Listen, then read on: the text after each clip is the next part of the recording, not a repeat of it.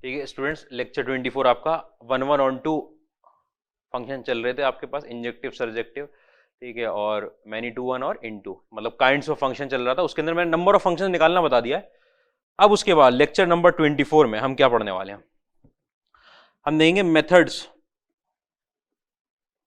To find kinds of function, methods to find kinds of function. ठीक है, तो method find करने में जो पहला मेथड आता है आपके पास, पहला मेथड वो आएगा मैपिंग मेथड। मैपिंग मेथड, ठीक है, मैपिंग मेथड में क्या है, वही आपको एरो डायग्राम बना के सॉल्व करना होता है मैपिंग मेथड में। ठीक है, बहुत सिंपल मेथड, कोई प्रॉब्लम की बात नहीं होती। मेनली यूज्ड कब होता है, यूज्ड व्हेन, ये जनरल आपके पास कंपटीशन में जो क्वेश्चन आएगा मुश्किल है कि इससे आए, एक बार शायद आईआईटी ने ये पूछा था क्वेश्चन इस पे। ठीक है, मैपिंग मेथड में कब यूज होगा ये यूज होगा आपका जब आपका नेचुरल नंबर से इंटीजर जाए फंक्शन, नेचुरल नंबर से नेचुरल नंबर जाए फंक्शन, इंटीजर से इंटीजर जाए। आप समझ गए ना, मतलब कि होल नंबर से इंटीजर चला जाए, इंटीजर से नेचुरल नंबर, ये वाले, ये रैशनल इरैशनल रियल वगैरह के लिए सॉल्व नहीं होता। मतलब मेनली तो हम नेचुरल के अलावा फिर रियल पे आते हैं हम, उनके लिए आगे आने वाले मेथड हैं कि ग्राफिकल मेथड आएगा आपके पास, ठीक है, या dy by dx का मेथड आएगा। ठीक है, ये इसके लिए होगा। और एक स्पेशल केस में, स्पेशल केस भी क्यों बना हुआ है मैं आपको बता दूं, यही वो क्वेश्चन था स्पेशल केस का, R2R का स्पेशल केस, उसमें यूज हुआ था। ये आईआईटी का क्वेश्चन वही था R2R वाला, वो मैपिंग मेथड से हुआ था, जबकि R2R वाले होते नहीं है मैपिंग मेथड से, जनरलाइज इनके लिए। लेकिन जो जेईई एडवांस ने क्वेश्चन पूछा था उसके अंदर R2R में आपका लगवा लिया था उन्होंने मैपिंग मेथड। मैपिंग मेथड के अलावा हो नहीं पाता वो। तो स्पेशल केस में वही एक क्वेश्चन देखते हैं। बाकी आपका इनके लिए क्या होगा मैपिंग मेथड में, आपको क्वेश्चन देता हूं, देखना भाई,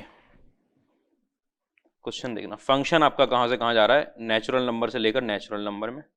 ठीक है, एफ एक्स की वैल्यू किसके बराबर है, x+1 के बराबर है। ठीक है, आपको बताना है kind of function, kind of function natural number से नेचुरल नंबर, मतलब डोमेन नेचुरल नंबर है और जो कोडोमेन है वो भी नेचुरल नंबर है। तो आपने क्या किया ना, नेचुरल नंबर की इज्जत रखने के लिए आपने 1 से बात स्टार्ट कर ली, 1 2 3 4 चल रहा है, यहाँ पे 1 2 3 4 5 चल रहा है। जब आप ये आपका ए हो गया, ये बी हो गया, n to n जा रहा है ना, ये डोमेन है। जब मैं x की वैल्यू 1 पुट करूंगा तो फंक्शन की वैल्यू कितनी निकल कर आएगी, 1 पुट करने पे 2 निकल कर आएगी, 2 निकल कर आएगी, 1 पुट करने पे 2 निकल कर आएगी, 2 पुट करने पे 3 निकल कर आएगी, 3 पुट करने पे 4 निकल कर आएगी। जैसे जैसे आप x की वैल्यू बढ़ाते जा रहे हो आपकी y की वैल्यू बढ़ रही है। ठीक है, ये वाला 1 एकदम तकलीफ में आ गया कि हमारे तो तीर लगा नहीं। अगर इस सेट के अंदर सबको तीर नहीं लगा, कोई भी एक एलिमेंट बच गया, तो ये ऑन टू फंक्शन नहीं हो पाएगा। ऑन टू फंक्शन तब होता है जब कोडोमेन बराबर किसके हो जाए, रेंज के बराबर हो जाए। यहां 1 बच गया। अगर आपकी y की वैल्यू 1 आनी हो, अगर मेरा y 1 होना होता है, तो y 1 अगर मेरा हो गया तो 1 इज इक्वल टू x+1 हो जाएगा, y की वैल्यू फंक्शन की वैल्यू, x की वैल्यू 0 होनी चाहिए उसके लिए। क्या आप बोलोगे सर y की वैल्यू 1 तब निकलती जब x की वैल्यू 0 रखते हैं। क्या हम x की वैल्यू 0 रख सकते हैं क्या? क्या डोमेन में 0 है, आपके पास नहीं है? अगर डोमेन में 0 नहीं है तो उसके कॉरेस्पॉन्डिंग आपको 1 मिलेगा नहीं। यहां से फौरन पता चल गया कि ये अपने आप में, ये जो है ये not the part of range, ये रेंज का पार्ट नहीं है भाई। और अगर ये रेंज का पार्ट नहीं है तो आप बोलोगे रेंज ऑफ फंक्शन जो है वो आपकी सबसेट हो गई किसकी, कोडोमेन की। और वो कोडोमेन की सबसेट होती है, आपको पता लगे वो इनटू फंक्शन है, ऑन टू नहीं रहा। रेंज और कोडोमेन बराबर होते हैं तो ऑन टू होता है। अच्छा, और 1 1 या मैनी 1 देखने के लिए अब आपको पता है कि 1 का 2 निकल रहा है, फिर 2 पुट कर रहे हो तो अगला वाला नंबर, 3 पुट कर रहे हो तो अगला वाला 4। आपको देख के भी समझ में आ रहा है कि मैं जो भी वैल्यू यहां पर पुट करूंगा मुझे अगला अगला नंबर मिलता जाएगा। ऐसा नहीं होगा, ऐसा मैनी टू 1 कब मिलता है फंक्शन कि इन दो का सेम आंसर निकला है, कि अगर मैं 2 पुट करूं और 3 पुट करूं तो सेम आंसर आ जाए, ऐसा नहीं हो सकता। वहां से ये देख के समझ में आता है कि वहां से ऐसा नहीं हो सकता। किसी भी 2 वैल्यू के लिए वो सेम आंसर नहीं देगा। अगर वो सेम आंसर नहीं देगा तो आपको पता है ये कैसा है, 1 to 1, 1 to 1। यहां से पैटर्न दिख रहा है ना, 2 पे लगा, फिर 2 का 3 पे, 3 का 4 का, तो 4 का 5 पे लगेगा, कि हर n का n+1 पे लगेगा उधर तीर। ठीक है, हर n का n+1 पे, मतलब जो भी नंबर आप यहां पुट करोगे उसके अगले पे लगेगा। तो अगर मैंने 2 और 3 पुट किए तो 2 का 3 पर और 3 का 4 पे लगेगा, एक ही नंबर पे नहीं जाएंगे। तो 1 to 1 आ गया और इन 2 आ गया। तो कितना सिंपल था, मैपिंग मेथड से आसानी, सिंपल। अगर आपके पास एक भी नंबर यहां पर रह गया ऐसा जिसको तीर नहीं लगा, तीर नहीं लगा मतलब वो रेंज का पार्ट नहीं हुआ, रेंज का पार्ट नहीं हुआ, इसका मतलब कोडोमेन में ऐसा एलिमेंट है जो रेंज का एलिमेंट नहीं है, इसका मतलब रेंज छोटा सेट है और कोडोमेन बड़ा सेट है, तो इनटू फंक्शन। ठीक है, अगले पर आओ। अगला क्वेश्चन क्या है, एफ आपका z to z, z to z का मतलब इंटीजर टू इंटीजर। ठीक है, और एफ एक्स की वैल्यू आपके पास एक्स स्क्वायर प्लस एक्स। ठीक है, तो आपको क्या निकालना है, काइंड ऑफ फंक्शन। मैपिंग कर ली, मैपिंग करने के लिए आप ये बनाओगे हमेशा 0 -1 -2 1 2 3, यहाँ पर 0 -1 -2 1 2 3 ऐसे कर लिया मैंने। ठीक है भाई, मैं पुट कर रहा हूं x की वैल्यू, जब मैंने 0 पुट करी तो 0 पुट करने पे y की वैल्यू 0, x की वैल्यू अगर मैंने 1 पुट करी, 1 पुट करी तो 2 निकल कर आएगी वैल्यू, और अगर मैंने 2 पुट कर दी, 1 पुट करी तो 2 निकल कर आएगी, अगर मैंने -1 पुट करी मान लो। ठीक है, अगर मैं x की वैल्यू -1 पुट कर रहा हूं, x इज इक्वल टू -1 पर आपका f ऑफ -1 0 हो जाएगा, देख लेना आराम से कि -1 पुट कर दिया यहां पर, ये 1 बन गया, -1 0 हो गया, इसका मतलब -1 का तीर भी किसको लग गया, 0 को। जैसे ही आपको दिखा कि इधर की दो वैल्यू का तीर जाके सेम को लग गया, इसका मतलब मैनी टू वन फंक्शन बन चुका है, ये मैनी टू वन, एक जगह भी मैनी टू वन दिख जाए फौरन आपने बोल दिया तो मैनी टू वन फंक्शन है। ठीक है, अच्छा 2 को देखो, अगर 2 पुट किया अगर मैंने यहां पर, तो 4 + 2 6 आएगा निकल के, यानी जाएगा 6 होगा, 2 का तीर लग गया 6 को। ठीक है, अच्छा ये 1 जो है ना, इस 1 को तीर लगा नहीं था, 0 का लगा 0 को और 1 का लग गया 2 को, इस 1 के अंदर तकलीफ बढ़ गई कि मेरी प्री इमेज है कि नहीं है। आपको तो ऑन टू इनटू भी तो चेक करना है, ऑन टू के लिए क्या होगा, जितना बड़ा कोडोमेन है उतनी बड़ी रेंज है, मतलब सबके तीर लगे, इसके लगेगा कि नहीं लगेगा ये देखते हैं। ये अपने आप में y की वैल्यू अगर हो जाए, y की वैल्यू अगर 1 हो जाए, इसका मतलब एक्स स्क्वायर प्लस एक्स की वैल्यू 1 हो गई। y ये होता है ना, y की वैल्यू 1 हो गई, इसका मतलब एक्स स्क्वायर प्लस एक्स की वैल्यू 1 हो गई, इसका मतलब x square plus x -1 is equal to 0 हो गया। एक्स की वैल्यू आपके पास -1 प्लस माइनस अंडर रूट के अंदर 5/2 निकल कर आई। ठीक है, अगर आपकी y की वैल्यू 1 होनी है तो उसके कोरस्पॉन्डिंग x की वैल्यू ये होनी चाहिए। आप बोल सर, आप ये बोल रहे हो कि अगर मेरा x जो है वो अंडर रूट 5 -1/2 हो जाए तब मेरी y की वैल्यू 1 आएगी। ये यहां पे y की वैल्यू मिलती ना, अगर मुझे y की वैल्यू 1 चाहिए, अगर मुझे तीर इसको लगवाना है तो मुझे यहां से किसकी वैल्यू पुट करनी पड़ेगी, इनपुट में √5 -1/2 की।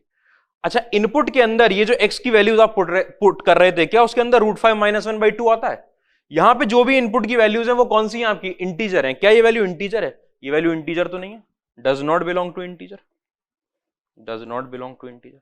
आपको ये पता चल गया कि अच्छा अगर मैं √5 -1/2 पुट करता तो मेरा y1 निकलता, मैं √5 -1/2 पुट नहीं कर सकता। क्यों नहीं कर सकता? क्योंकि वो डोमेन के सेट में नहीं है, तो मेरे y की वैल्यू 1 नहीं निकलेगी। इसका मतलब ये 1 हमेशा खाली रह जाएगा। और अगर एक देखना है बस आपको, अगर ये खाली रह गया तो किसी भी हाल में रेंज जो है वो कोडोमेन के बराबर नहीं होगी। फंक्शन कैसा हो जाएगा, इनटू, फंक्शन कैसा हो जाएगा, इनटू, कि अगर मेरे y की वैल्यू 1 होती है तो x की किस वैल्यू पर होती है, चेक कर लिया आपने, वो x की इस वैल्यू पर होती, या फिर आपका -1 -√5/2, दोनों में से कोई सी भी देख लो। अगर मैं x की ये वैल्यू रखूं तो y1 आ जाएगा, ये रख ही नहीं सकते, ये डोमेन में नहीं है, डोमेन में नहीं है। ठीक है, तो 1 खाली रह गया, बस एक ही चेक करना था, 1 खाली रहते इनटू।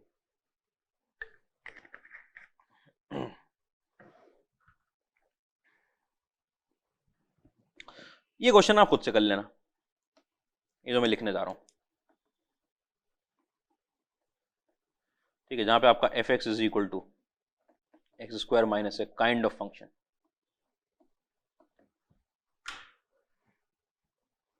ठीक है, सेल्फ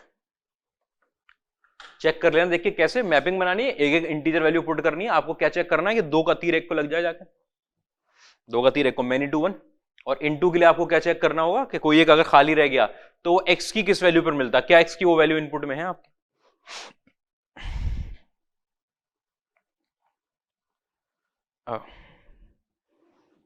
क्वेश्चन देखो अगला,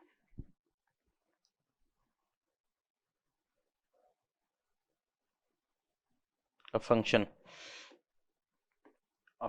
f n to z is such that fn is equal to n minus 1, n है इसका इंडिपेंडेंट वेरिएबल, by 2 और -n/2, ठीक है। ये कब है? जब n आपका ऑड है, और ये कब है? जब n आपका इवन है, ठीक है। तो चेक बाइजेक्टिविटी, चेक बाइजेक्टिविटी या इन्वर्टिबिलिटी।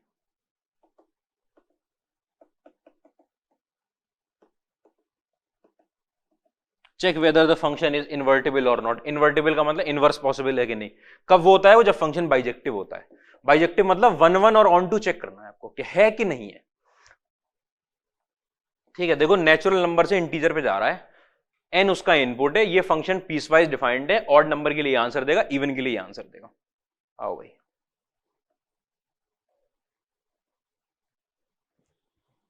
नेचुरल नंबर थे ना 1 2 3 4 5 6, बस यहां तक काफी है, ठीक है। 0 -1 -2 -3 1 2 3 4।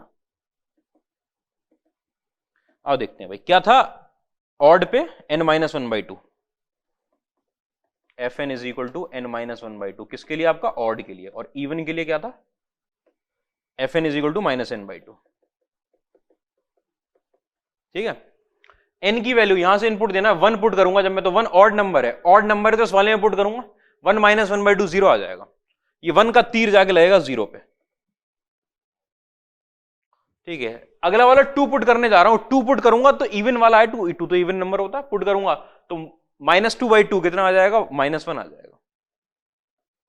फिर 3 पुट करूंगा, 3 तो ऑड है, 3 -1/2 1 आ जाएगा, ठीक है। फिर 4 पुट करूंगा, 4 इवन है, -2 आ जाएगा। फिर 5 पुट करूंगा तो 5 -1/2 4 आ जाएगा, 2 आ जाएगा, सॉरी 4/2 2 आ जाएगा। और 6 पुट करूंगा अगर मैं, तो 6 तो इवन है तो -3 आ जाएगा। अब आप पैटर्न देखो कि जितने भी ऑड नंबर थे वो 0 1 2 3 पॉजिटिव इंटीजर्स और 0 मिला के एक कंसेक्यूटिवली आंसर दे रहे हैं कि एक 0 दे रहा है, फिर 1 दे रहा है, फिर 2 दे रहा है, अगला वाला 3 निकालेगा, अगला वाला 4 निकालेगा, कंसेक्यूटिव आंसर्स दे रहे हैं। अच्छा, ये कंसेक्यूटिव आंसर दे रहे हैं, हाँ। और इवन नंबर्स आपके नेगेटिव इंटीजर्स के कंसेक्यूटिव आंसर दे रहे हैं कि 2 ने दिया आपका -1, 4 ने दिया -2, 6 ने दिया -3। अब आप 8 पुट करके देख लो, -4 देगा, 10 पुट करके देख लो, -5 देगा। तो यहां पर इंटीजर्स आ रहे थे, सारे पॉजिटिव इंटीजर और 0 को ले गए ऑड नंबर, सारे नेगेटिव इंटीजर्स को ले गए इवन नंबर, ले गए सारे ऑड नंबर और इवन नंबर। इसका मतलब इसमें सबको तीर लग रहा है और एक का तीर एक ही को लग रहा है। ये आपके पास 1 2 1 एंड ऑड 2, 1 2 1 एंड ऑड 2, ठीक है। कोई परेशानी नहीं, कोई तकलीफ की बात नहीं।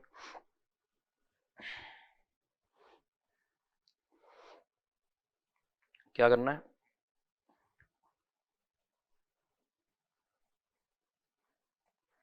अगला क्वेश्चन, इफ ये क्वेश्चन आया था आपके पास, वैसे मैं लिख दूं, ये क्वेश्चन आपका जो था ये 2003 में जेई मेंस में आया था, एनसीईआरटी का क्वेश्चन है, जेई मेंस ने पूछा था, AIEEE जब वो होता था।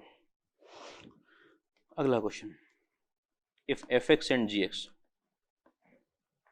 Are two functions from R to R, देखो बकवास कर रखी थी, R to R, ठीक है। सच दैट ST मतलब सच दैट लिख रहे हैं। fx की वैल्यू आपके पास 0 when x belongs to rational number, x when x does not belong to rational number, ठीक है। और आपका gx is equal to x when x belongs to rational number और 0 when x does not belong to rational number। अगर rational does not belong to rational का मतलब कि irrational number, अगर रैशनल और इरेशनल में पीस वाइज डिफाइन कर दिया है तो ये डिरिचलेट फंक्शन के टाइप होते हैं। किसके? डिरिचलेट फंक्शन के। डिरिचलेट फंक्शन क्या होता है सर? बताया था डिरिचलेट फंक्शन, कुछ क्लास पहले बात हुई आपकी डिरिचलेट फंक्शन की। तो ये डिरिचलेट फंक्शन के पार्ट हो गए। यही वो क्वेश्चन था जो R to R में है और जेईई एडवांस ने पूछा था, IIT ने यही क्वेश्चन पूछा हुआ है डिरिचलेट फंक्शन में, और तकलीफ दे डिरिचलेट फंक्शन में। अच्छा, पूछा क्या इन्होंने? पूछा गया इन्होंने nature of f minus G, f minus G का मतलब fx minus G X. Function में से फंक्शन घटा दिया, वेरिएबल x से लिखने का तरीका होता है, एक फंक्शन में से दूसरा फंक्शन घटा दिया, दोनों का वेरिएबल क्या है? x है, fx minus G x, fx minus G x. अच्छा, ध्यान समझना सर, करेंगे कैसे fx माइनस जी एक्स? अब देखो x की वैल्यू या तो रैशनल होगी या इरैशनल होगी। जब जब x की वैल्यू रैशनल होगी, जब जब x की वैल्यू रैशनल होगी, मैं डिफाइन करता हूं पहले तो फंक्शन, सॉल्यूशन में देखना आपका fx माइनस gx मतलब कि आपका f माइनस g। ठीक है, दो ही बातें होंगी भाई, या तो x की वैल्यू रैशनल होगी रियल में या x की वैल्यू इरैशनल होगी। ये तो सब बेकार की बात लिखी थी भाई। ये इन्होंने क्या दे रखा है, इन्होंने दे रखा है f आपका R2R है और g आपका R2R है। ये तो सब इंग्लिश लिख देते हैं इतनी सारी परेशान करने को, ये तो बोल रखा है ना। अब x की वैल्यू अगर रैशनल है तो ये 0 है और वो x है, तो आप fx माइनस gx करोगे तो 0 माइनस x आएगा, कितना आएगा माइनस x। अच्छा, x की वैल्यू अगर इरैशनल है, इरैशनल में ये x है और वो 0 है, जब fx माइनस gx करोगे ये आएगा x। इसका मतलब ये आ गया, ये आ गया। अब मैं आपके लिए बनाता हूं,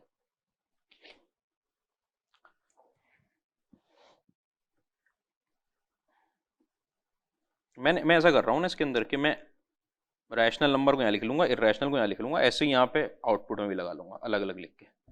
ठीक है, तो ऐसे लिखता हूं मैं 0 1 -1 2 -2। रैशनल नंबर ये सही है, ठीक। अरे बहुत दिल आ रहा है तो 1 लो 1/2 भी लिख लेते हैं। इरैशनल नंबर मैंने √2 लिख लिया, -√2 लिख लिया, पाई लिख लिया, माइनस पाई लिख लिया, इतना काफी है। ठीक है, सिमिलर यहां लिख लिया मैंने, 0 लिख लिया, 1 लिख लिया, -1 लिख लिया, 2 लिख लिया, -2 लिख लिया, 1/2 लिख लिया, -1/2 लिख लिया। यहाँ मैंने √2 -√2 और पाई और माइनस पाई, इतना कभी वो सारे रैशनल नंबर उधर आ जाएंगे, इरैशनल इधर आ जाएंगे दिखाने के लिए। क्या है भाई क्वेश्चन, क्या कह रहा है आपको? अरे क्या सॉल्यूशन निकाल के लाए थे? आपको ये कोई hx है आपका f माइनस जी, इसका नेचर बताना है। जब जब x रैशनल है तो इसकी वैल्यू, फंक्शन की वैल्यू -x के बराबर है। अच्छा अच्छा, मतलब क्या है इस बात का? मतलब आपका कोई hx है वो बराबर किसके? -x के। मतलब x की जगह अगर मैंने 0 पुट किया, 0 रैशनल, रैशनल है ना 0, रैशनल नंबर यहीं तो पुट करेंगे इस वाले में, रैशनल वाले में 0 पुट करूंगा तो 0 आएगा। 1 पुट करूंगा जब मैं x की जगह पर तो मेरा -1 निकल कर आएगा, 1 का आएगी इमेज -1 और -1 पुट करने पे उसका -1, 2 पुट करने पर -2 और -2 पुट करने पर 2, 1/2 पुट करने पर -1/2, -1/2 पुट करने पर 1/2। इसका मतलब जो जो पॉजिटिव नंबर आप x की जगह पुट करोगे, पॉजिटिव रैशनल नंबर, वो सब लिंक हो जाएंगे जाकर नेगेटिव रैशनल नंबर से। जो जो नेगेटिव रैशनल नंबर पुट करोगे वो लिंक हो जाएंगे जाके पॉजिटिव रैशनल नंबर से। ठीक है, इधर के नेगेटिव उधर के पॉजिटिव रैशनल से लिंक हो गए, इधर के पॉजिटिव उधर के नेगेटिव रैशनल से, मतलब इधर के सारे रैशनल उधर के सारे रैशनल से लिंक हो गए। और एक नंबर का नेगेटिव दूसरे, एक नंबर का यूनिक नेगेटिव होता है, -2 का यूनिक नेगेटिव है 2, 2 का यूनिक नेगेटिव है -2, एक ही x से लिंक हुआ। ठीक है, फिर इरैशनल में आपका hx जो है वो x के बराबर है जब आपका x इरैशनल है। hx किसको ले लिया? इसको ले लिया, ये कोई फंक्शन है ना। अच्छा, मतलब कि अगर मैं यहां पर वैल्यू √2 पुट करूंगा तो √2 आंसर आएगा, -√2 पुट करूंगा तो -√2 आंसर आएगा। इसका मतलब सारे इरैशनल नंबर सेल्फ इमेज बना रहे हैं, अपनी इमेज खुद ही दे रहे हैं। पाई पुट करूंगा तो पाई निकलेगा, -पाई पुट करूंगा तो -पाई निकलेगा। जैसे ही आपने चेक कर लिया, आपने बोल दिया फंक्शन 1 to 1 है और फंक्शन 1 to 2 है, कि सारे के सारे इरैशनल जो नंबर पुट करोगे वही आंसर देंगे। तो अगर इस तरफ रियल नंबर में सारे इरैशनल नहीं है तो सारे इरैशनल का आंसर मिलेगा, सारे इरैशनल आ गए। अगर इस तरफ आपने सब रैशनल नंबर लिए यहां पर तो पॉजिटिव रैशनल नंबर का आंसर नेगेटिव रैशनल नंबर और नेगेटिव का पॉजिटिव रैशनल नंबर। तो पॉजिटिव रैशनल नंबर भी आ गए, नेगेटिव रैशनल नंबर भी आ गए, 0 भी आ गया, सारे रैशनल भी आ गए। इसका मतलब पूरे रियल को तीर लग गया, पूरे रियल को तीर लगते ही ऑन टू। फिर उसके बाद जो नंबर है उसकी इमेज वही। अब ऐसा तो हो नहीं सकता कि यहां पर √2 और -√2 सेम आंसर दे दें √2, जो इनपुट दोगे वही आउटपुट आएगा। अगर आपने √2 दिया तो √2 आएगा, -√2 दिया तो -√2 आएगा, क्योंकि आपका hx = x है, hx = x, तो 1 to 1। ऐसे ही वहां पर इसका नेगेटिव आपका -1 होगा, वही, उसके अलावा और किसी का नेगेटिव -1 नहीं हो सकता सिवाय 1 के। पता है आपको, यूनिक नेगेटिव होता है हर नंबर का। Additive inverse is unique, minus negative क्या होता है? Additive inverse. एडिटिव इनवर्स हर नंबर का यूनिक होता है। -1 का एडिटिव इनवर्स 1 है, यूनिक। इनवर्स तो हमेशा हमेशा इज यूनिक। एडिटिव इनवर्स ले लो, मल्टीप्लिकेटिव इनवर्स ले लो, मैट्रिक्स का इनवर्स ले लो, फंक्शन का इनवर्स ले लो। एक फंक्शन के 2 इनवर्स नहीं हो सकते, एक मैट्रिक्स के 2 इनवर्स नहीं हो सकते, एक नंबर का 2 एडिटिव इनवर्स नहीं हो सकते, एक नंबर के 2 मल्टीप्लिकेटिव इनवर्स नहीं हो सकते। इनवर्स इज ऑलवेज यूनिक, कोई सा भी इनवर्स हो। तो ये एडिटिव इनवर्स ही तो है। नेगेटिव क्या चीज होती है? 1 का एक यूनिक एडिटिव इनवर्स, एक का ये इसका एडिटिव इनवर्स है और किसी का नहीं हो सकता, इसको और कोई तीर नहीं लग सकता, इसका मतलब इसको एक ही तीर लगेगा, एक ही लगेगा तो 1 to 1। ये सब लॉजिक दिमाग में रखते हुए इतना तो आप सोचोगे भी नहीं, आप 4 तीर लगाओगे आप कहोगे हो गया। ठीक है, तो ये मैपिंग मेथड से हुआ क्योंकि डिरिचलेट फंक्शन था। डिरिचलेट फंक्शन में आप ज्यादा कुछ कर नहीं सकते। क्यों नहीं कर सकते सर? अभी जो मेथड आप पढ़ाओगे उसमें उन सब में और इसमें क्या दिक्कत होगी? इसका ग्राफ नहीं बना सकते, पहली बात तो यहीं पे अटक जाओगे, इसका ग्राफ ही नहीं बना पाओगे। डिरिचलेट फंक्शन का ग्राफ हम नहीं बना सकते, हमें बस का नहीं है वो। कोशिश करते हैं रफ बनाने की, ठीक है, उसमें भी सबट्रैक्ट करके बना देना बहुत तकलीफ। दूसरा आपका डेरिवेटिव का मेथड होता है, फंक्शन कंटिन्यूस ही नहीं होता, डिरिचलेट कंटिन्यूस नहीं होता, नहीं बिल्कुल कंटिन्यूस नहीं होता। अगर फंक्शन कंटिन्यूस नहीं होता तो आपको आगे पता चलेगा क्या होता है, वो डिफरेंशिएबल भी नहीं होता, डिफरेंशिएशन पॉसिबल ही नहीं है, इसका डेरिवेटिव भी पॉसिबल नहीं है, डिफरेंशिएशन कहां से कर देते हैं? इसलिए मैपिंग मेथड। अरे हुआ ये question?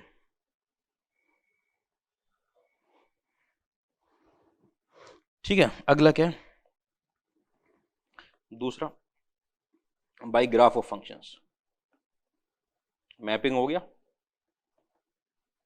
Bye graph of functions, ठीक है, used for those functions only whose graph is known।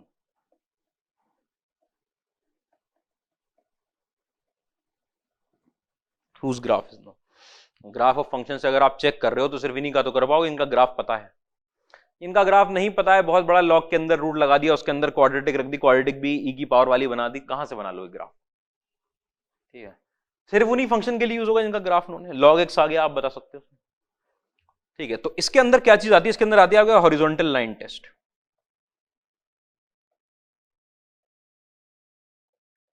Horizontal line test करती है कि 1 1 है, फंक्शन को टेस्ट करेगी कि वो 1 1 है कि वो मैनी 1 है। ऑन टू इनटू के लिए सर उसके लिए आप रेंज निकालोगे। रेंज कैसे निकालेंगे? इतना पूरा मेथड पढ़ा है, find the function range of function. ठीक है, हॉरिजॉन्टल लाइन टेस्ट क्या होता है देखना भाई। हॉरिजॉन्टल लाइन टेस्ट क्या होता है? हॉरिजॉन्टल लाइन टेस्ट ये होता है कि किसी ग्राफ को, किसी फंक्शन के ग्राफ को अगर हॉरिजॉन्टल लाइन, कोई भी हॉरिजॉन्टल लाइन कोई सी भी बनाऊं मैं, अगर वो एक बार काट रही है, सिर्फ एक बार, तो वो फंक्शन हो गया 1 to 1। अगर किसी फंक्शन के ग्राफ को हॉरिजॉन्टल लाइन एक से ज्यादा बार कट कर रही है तो वो फंक्शन हो गया मैनी टू 1। कैसे हुआ ऐसा?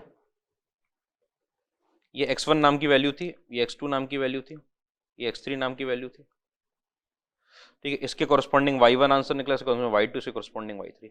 हॉरिजॉन्टल लाइनें एक बार कट गया, x1 इनपुट देने पर y1 आउटपुट, x2 पे y2 और x3 पे y3, अलग अलग आंसर निकले। वहां पे देखना, ये आपका x1 है, ये आपका x2 है। ठीक है, जहां पर x1 और x2 बराबर नहीं है, भाई ये यहां लगा है वो वहां लगा, बराबर कैसे हो जाएंगे? दोनों पे जो y की वैल्यू है, यहां पर आपका ये आएगा fx1 और यहां पर आएगा fx2, और आपको पता है y की वैल्यू यहां पर और यहां पर अगर स्ट्रेट लाइन जा रही है हॉरिजॉन्टल लाइन तो सेम रहेगी। क्या आ गया? यहां पर फंक्शन की x1 पर वैल्यू बराबर हो गई फंक्शन की x2 पे वैल्यू हो गई। इसका मतलब मान लो ये वैल्यू आपकी y0 है, इसका मतलब x1 इनपुट का तीर y0 को लगा, x2 इनपुट का तीर भी y0 को लगा, फंक्शन कैसा हो गया? 1 to 1 हो गया। एक दो इनपुट के लिए आपकी, दो डोमेन की दो वैल्यू के लिए फंक्शन की एक ही इमेज आ रही है निकल के, कितनी? y0, एक ही इमेज आ रही है, ये y0 हुआ। और जैसे ही आपको पता लगा कि दो वैल्यू के एक ही इमेज आ रही है, इसका मतलब दो का तीर आगे एक को लग गया, मैनी टू 1 हो गया। ये आपका कैसा है फंक्शन? Many to 1। ये कैसा है? 1 to 1। ठीक है, तो हॉरिजॉन्टल लाइन अगर एक बार कट करती है फंक्शन को, ठीक है, ये नहीं कि यहां बना के रोक दी, सर एक बार कट कर रही है, अरे पूरी बनानी लाइन। ठीक है, अगर वो एक बार कट कर रही है तो फंक्शन 1 to 1 है। If horizontal line, horizontal line का मतलब समझते हो? Line parallel to the x axis cuts the function in at one point only, then function is 1 to 1. If it cuts at more than 1 point, अगर एक से ज्यादा, then function is many to 1। Function कैसा हो जाएगा? तो many to 1। इतनी बात में आपको तकलीफ नहीं होगी, क्वेश्चन पकड़ा देता हूं मैं आपको।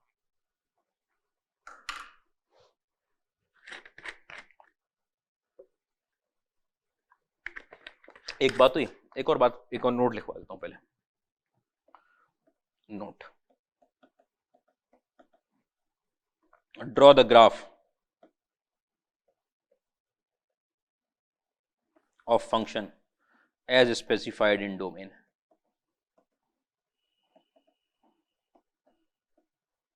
ठीक है, मतलब क्या हुआ कि f अगर आपका a से b तक है, a से b तक, अब डोमेन आपका a है। अब आपको पता है कि फंक्शन जो है अगर सिर्फ f(x) is equal to function defined है तो आप उसका नेचुरल डोमेन देखते हो। नेचुरल डोमेन का मतलब क्या हुआ कि अगर आपके पास e की पावर x लिख दिया मैंने फंक्शन, तो आप बोलोगे सर इसका डोमेन तो r है, हम तो माइनस इनफाइनाइट से इनफाइनाइट का ग्राफ बनाएंगे। लेकिन मैं फंक्शन जो स्पेसिफाई कर रहा हूं उसके अंदर 0 से 1 लिख दिया यहां, तो ग्राफ सिर्फ उतना बनेगा जितना ये डोमेन बताएगा। ये आपको बताता है कि ग्राफ कितना बनेगा। ये हर क्वेश्चन में डिफाइंड होगा क्या सर? हाँ, ये डिफाइन होना जरूरी है। क्यों जरूरी है? क्योंकि ये बता रहा है आपको कोडोमेन, और अगर आपको कोडोमेन ही नहीं पता तो range is equal to codomain या range is less than codomain आप कैसे बताओगे? वो क्यों बताना है हमको? वो इसलिए बताना है कि इनटू ऑन टू कौन चेक करेगा? तो ये तो दिया ही होगा जब भी काइंड ऑफ फंक्शन निकालना है आपको, ये तो दिया ही होगा। तो ये आपका डोमेन दे रखा होगा उन्होंने जितना स्पेसिफाई किया है। ये जितना डोमेन स्पेसिफाइड है उतना हॉरिजॉन्टल एक्सपेंशन दोगे ग्राफ का, उससे ज्यादा नहीं दोगे। ये नहीं कि अपनी मर्जी है सर हमें तो साइन एक्स आता है पूरा माइनस इनफाइनाइट से इनफाइनाइट मैं तो वेव बनाऊंगा, नहीं। उन्होंने जितना बोल दिया उतना बनाओगे। ठीक है, एक बात हुई। दूसरी बात, फॉर, ऑन टू या into find range and check. क्या चेक करना है कि रेंज कोडोमेन के बराबर है कि कोडोमेन से कम है? वो तो वही सेम मेथड होता है। इनको चेक करना कोई नहीं, सब 1 1 मैनी 1 के चलते हैं आपके पास। ठीक है भाई, क्वेश्चन देखो। क्वेश्चन क्या है भाई? एफ आपका,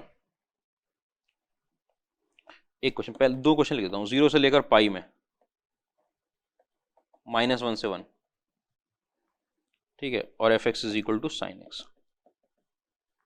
दूसरा क्वेश्चन आपका, एफ आपका -π/2 से लेकर π/2 में, से लेकर आपके पास यहां पे क्या है -1 to 1, ठीक, और F x is equal to sine X. Same function है, F x is equal to sine X, ये भी है वो भी है।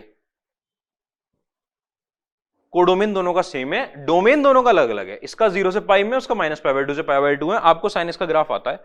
सिर्फ ग्राफ कितना बनाओगे? जितना डोमेन ने बोला है आपको। 0 से पाई में से ज्यादा डिफाइन ही नहीं कर रखा फंक्शन, तो 0 से पाई में फंक्शन का ग्राफ बन गया 0 पाई, ठीक है। ऊपर से ऊपर की वैल्यू 1। जैसे ही आपने पहली हॉरिजॉन्टल लाइन बनाई, इसकी कितने पॉइंट पे कट करके गई आपके पास? Cuts at 2 point. जैसे ही आपको पता चला 2 पॉइंट पे कट है, आपने फौरन क्या लिख दिया? Many to one. 2 पॉइंट पे कट करके एक पे कट करती तो नहीं लिखते। मैनी टू 1 हो गया। अच्छा, ऑन टू इनटू के लिए आपको रेंज देखनी है फंक्शन की। रेंज आपको पता है नीचे से नीचे फंक्शन की वैल्यू 0 पे गई है भाई, 0 पे 0 दे रहे होगे, पाई पे 0, और ऊपर से ऊपर 1 गई है। रेंज कितनी है? 0 से 1। और आपको पता है जो रेंज निकल कर आई है वो कोडोमेन से छोटी है, is less than codomain. Codomain function कैसा हो गया आपको? इनटू। रेंज अगर कोडोमेन के बराबर आ जाती है तो ऑन टू हो जाता, फॉरन इनटू लिख दोगे। 0 से 1 की रेंज कैसे देखिए? अरे इस ग्राफ में देखो 0 से 1 जा रही है। नेचुरल डोमेन इसका ये नहीं होता है, ठीक है। नेचुरली रेंज उसकी ये नहीं होती है, -1 से 1 ही होती है। लेकिन हमें जितना बताया गया उसके लिए देखेंगे। इधर देखो भाई, -π/2 से π/2 में,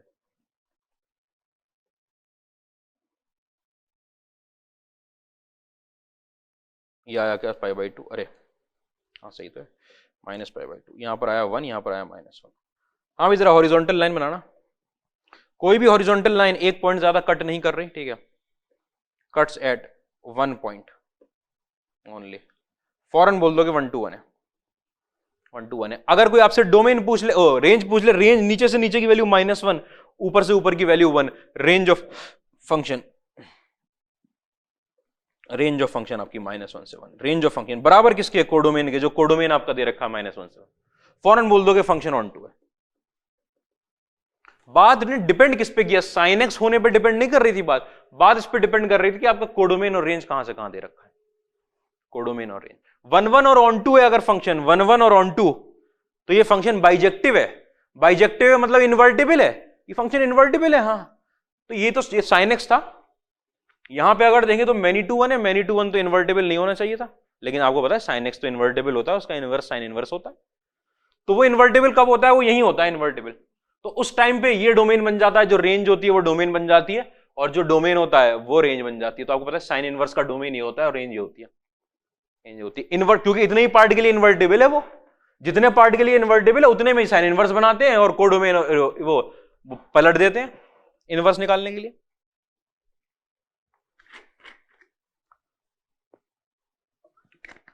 इसमें है ही नहीं इन्वर्टेबल, कहां से निकालते? वो तो इनवर्स फंक्शन की सब एंट्री ऐसी है, इनवर्स फंक्शन में देखेंगे। अगला क्वेश्चन देखो, क्वेश्चन का कह रहा है आपका f R to R, f R to R में 3 क्वेश्चन लिख रहा हूं मैं, ठीक है। एक आपका f x is equal to x plus modulus of x, एक आपका f x is equal to x minus modulus of x, एक आपका f x is equal to x mod x. Kind of function check करना है आपको, ठीक है। Check kind of function define कर ले। हाँ भाई, 2 बातें होंगी मॉड्यूलस के लिए, एक्स पॉजिटिव होगा या एक्स नेगेटिव होगा। अगर एक्स पॉजिटिव होगा मॉड्यूलस एज इट इज खुलेगा, एक्स प्लस एक्स कितना आंसर देंगे 2x। अगर एक्स नेगेटिव होगा मॉड्यूलस माइनस साइन के साथ खुलेगा, एक्स माइनस एक्स कितना आंसर देंगे 0, ठीक है। हाँ भाई यहां अच्छा इसका ग्राफ बना लें पहले, इसका ग्राफ आता है क्या हमको? बिल्कुल आता है, देखो। हाँ भाई पॉजिटिव, जब x की वैल्यू पॉजिटिव है मतलब उस तरफ, तब आपका y is equal to 2x की लाइन है, y is equal to x की लाइन ऐसे जाएगी। और जब आपका x नेगेटिव है, नेगेटिव मतलब इस साइड, तो y इज इक्वल टू 0 है, y इज इक्वल टू 0 की लाइन ऐसे जाएगी। ये जा रहा है y इज इक्वल टू 0, ये जा रहा है आपका y is equal to 2x, y is equal to 0, y is equal to 2x। कोई तकलीफ नहीं इसके अंदर। अब आप बोलो सर हॉरिजॉन्टल लाइन टेस्ट देखो भाई, हॉरिजॉन्टल लाइन पे ध्यान है, यहां से जाओगे एक जगह कट कर रही है, यहां से जाओगे एक जगह, यहां से जाओगे एक जगह, आपको लग रहा है तो एक ही जगह कट कर रही है, लेकिन नहीं, हॉरिजॉन्टल लाइन तो ये भी जाती है। और ये वाली हॉरिजॉन्टल लाइन, ये देखो ग्राफ ये था, ग्राफ खुद ही एक हॉरिजॉन्टल लाइन थी। ये वाली हॉरिजॉन्टल लाइन जो गई है आपकी, जो एक्स एक्सिस पे ऊपर से गई है, वो आपके ग्राफ को कितने पॉइंट पे कट कर रही है? इनफाइनाइट पॉइंट्स पे, कट सेट इनफाइनाइट पॉइंट्स। जैसे ही आपको पता चल गया कि अच्छा ये तो इनफाइनाइट पॉइंट पे कट कर रही है, आपने फौरन लिख दिया कि ये फंक्शन तो आपके पास मैनी टू वन है। यहां पे तो दिख रहा था 1, लेकिन कहीं पे भी अगर 2 पॉइंट पे कट कर जाए, क्योंकि आपको पता है x की वैल्यू अगर मैं -1 रखूंगा, लेस देन 0 के लिए सबका आंसर 0 है, तो -1 पे भी 0 है, -2 पे भी 0 है, -3 पे भी 0 है, सब पे 0 आना है उसको, ठीक है।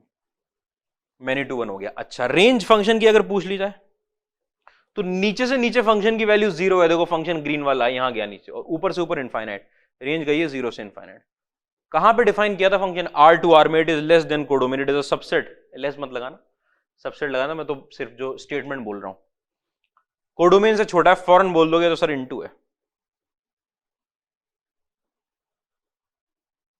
इनटू है, मैनी टू 1 भी इनटू है। एक्स माइनस मॉड एक्स, देखो भाई इसको देखो,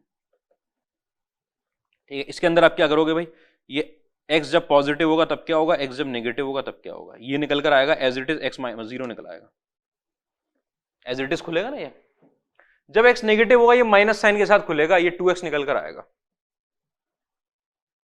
वही सेम फंक्शन बना गया? नहीं, सेम नहीं बनेगा, देखना। जब x पॉजिटिव है तो फंक्शन की वैल्यू 0, फंक्शन की वैल्यू 0 मतलब y इज इक्वल टू 0, ये जा रही है लाइन। जब x नेगेटिव है तो फंक्शन की वैल्यू 2x, अच्छा y is equal to x की लाइन ऐसे जाती है, नेगेटिव के लिए मतलब ये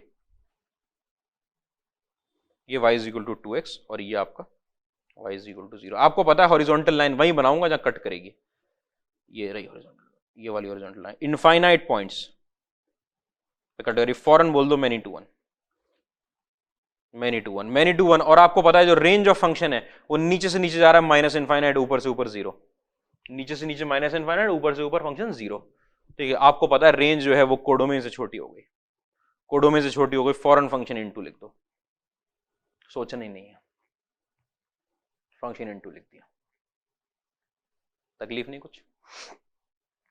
इस पे आओ तीसरे वाले पार्ट में, कहां गया, अरे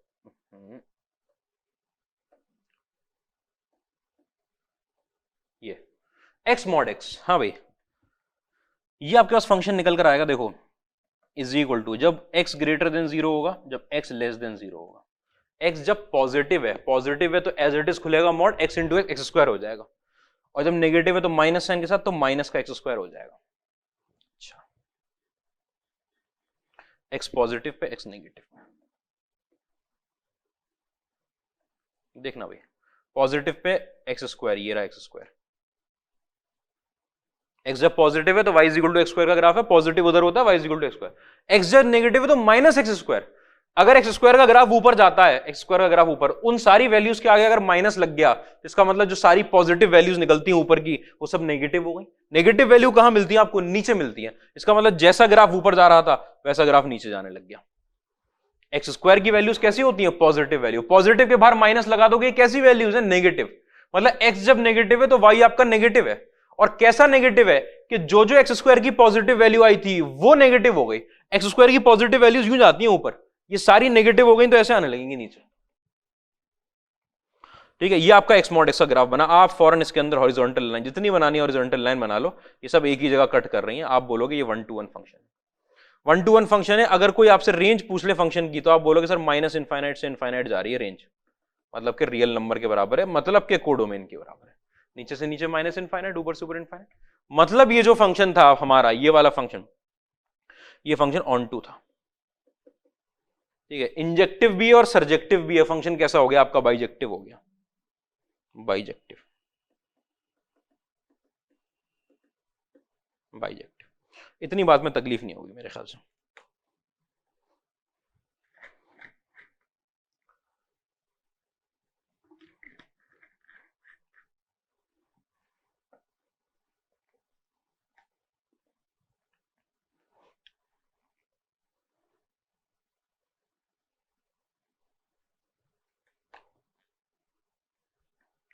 ठीक है,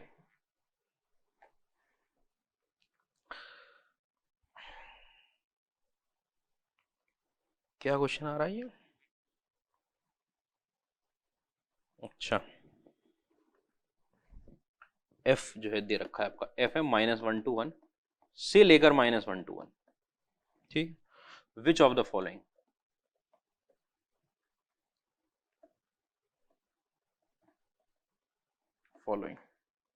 are not bijective functions?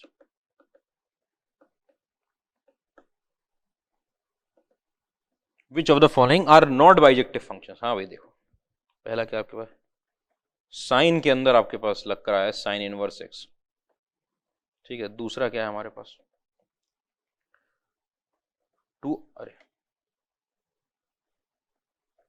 2/पाई sign के अंदर लग कर आया मेरे पास साइन इनवर्स एक्स। तीसरा क्या है मेरे पास ऑप्शन? सिग्नम एक्स के साथ, अच्छा सिग्नम एक्स के साथ मल्टीप्लाई हो रहा है ln e की पावर में x। अच्छा भाई, चौथा क्या है हमारे पास? एक्स क्यूब के साथ लगा हुआ है सिग्नम एक्स। कौन सा इसमें से बाइजेक्टिव फंक्शन नहीं है? कौन कौन सा आर नॉट बाइजेक्टिव फंक्शन? आपको अगर पता नहीं हो तो बता दूं कि फंक्शन और इनवर्स एक साथ लग जाए अगर तो x निकल कर आता है आंसर, है x निकल कर आता है आंसर। फंक्शन और इनवर्स एक साथ लग जाए तो x निकल कर आता है। आप x की वैल्यू पुट करके देखो, आप पाई4 पे ये 1 कितना, अरे पाई4 1/√2 पुट करके देखो, यहां पर 1/√2 पुट करोगे पाई4 निकाल देगा, साइन पाई4 है फिर 1/√2 निकाल देगा। आप पाई2 पुट कर, पाई2 नहीं, आप 1 पुट करके देखो, साइन इनवर्स 1 पे कितना आंसर देता है? 1 पे, जब x की वैल्यू 1 पुट होती है तो साइन इनवर्स पाई2 देता है, पाई2 पे साइन फिर कितना निकाल देगा? 1 निकाल देगा। फंक्शन और इनवर्स एक दूसरे को कैंसिल करते हैं अगर इनवर्स अंदर बैठा होता है, अगर ये साइन अंदर बैठा होता तब भी कुछ पार्ट में कैंसिल कर देते हैं। उसका मैं आपको सिर्फ इसलिए ये बात बोल इसलिए रहा हूं कि अभी आप कोई बड़ा क्वेश्चन देख लो तो आप फंस जाओ कि जब साइन अंदर बैठा होता है तो उसके अंदर बहुत सारी बातें होती हैं जो इनवर्स ट्रिग्नोमेट्रिक में देखेंगे हम। ठीक है, लेकिन अगर इनवर्स फंक्शन अंदर है कोई तकलीफ नहीं, कैंसिल करेंगे, करते हैं एक दूसरे को, कैंसिल करते हैं एक दूसरे को। ठीक है, तो f x is equal to, तो पहला वाला जो है आपका वो तो y is equal to x लिखा है, y is equal to sine के अंदर आपके पास साइन इनवर्स एक्स। ठीक है, साइन के अंदर साइन इनवर्स एक्स, आपको साइन और साइन इनवर्स ये एक दूसरे के इनवर्स फंक्शन है, they will cancel each other. Cancel each other मतलब क्या लिखा है, y is equal to x. y is equal to x का ग्राफ कहां से कहां बनाना है, -1 से 1।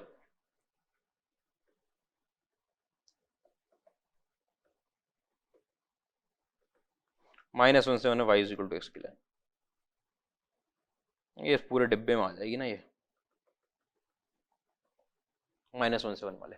ठीक है, आपको पता है जो फंक्शन हॉरिजॉन्टल लाइन इसे एक जगह कट करेगी और नीचे से नीचे की वैल्यू -1, ऊपर से ऊपर की वैल्यू 1, -1 से 1 जा रही है वैल्यू, इसका मतलब फंक्शन कैसा है ये 1 to 1 and on to.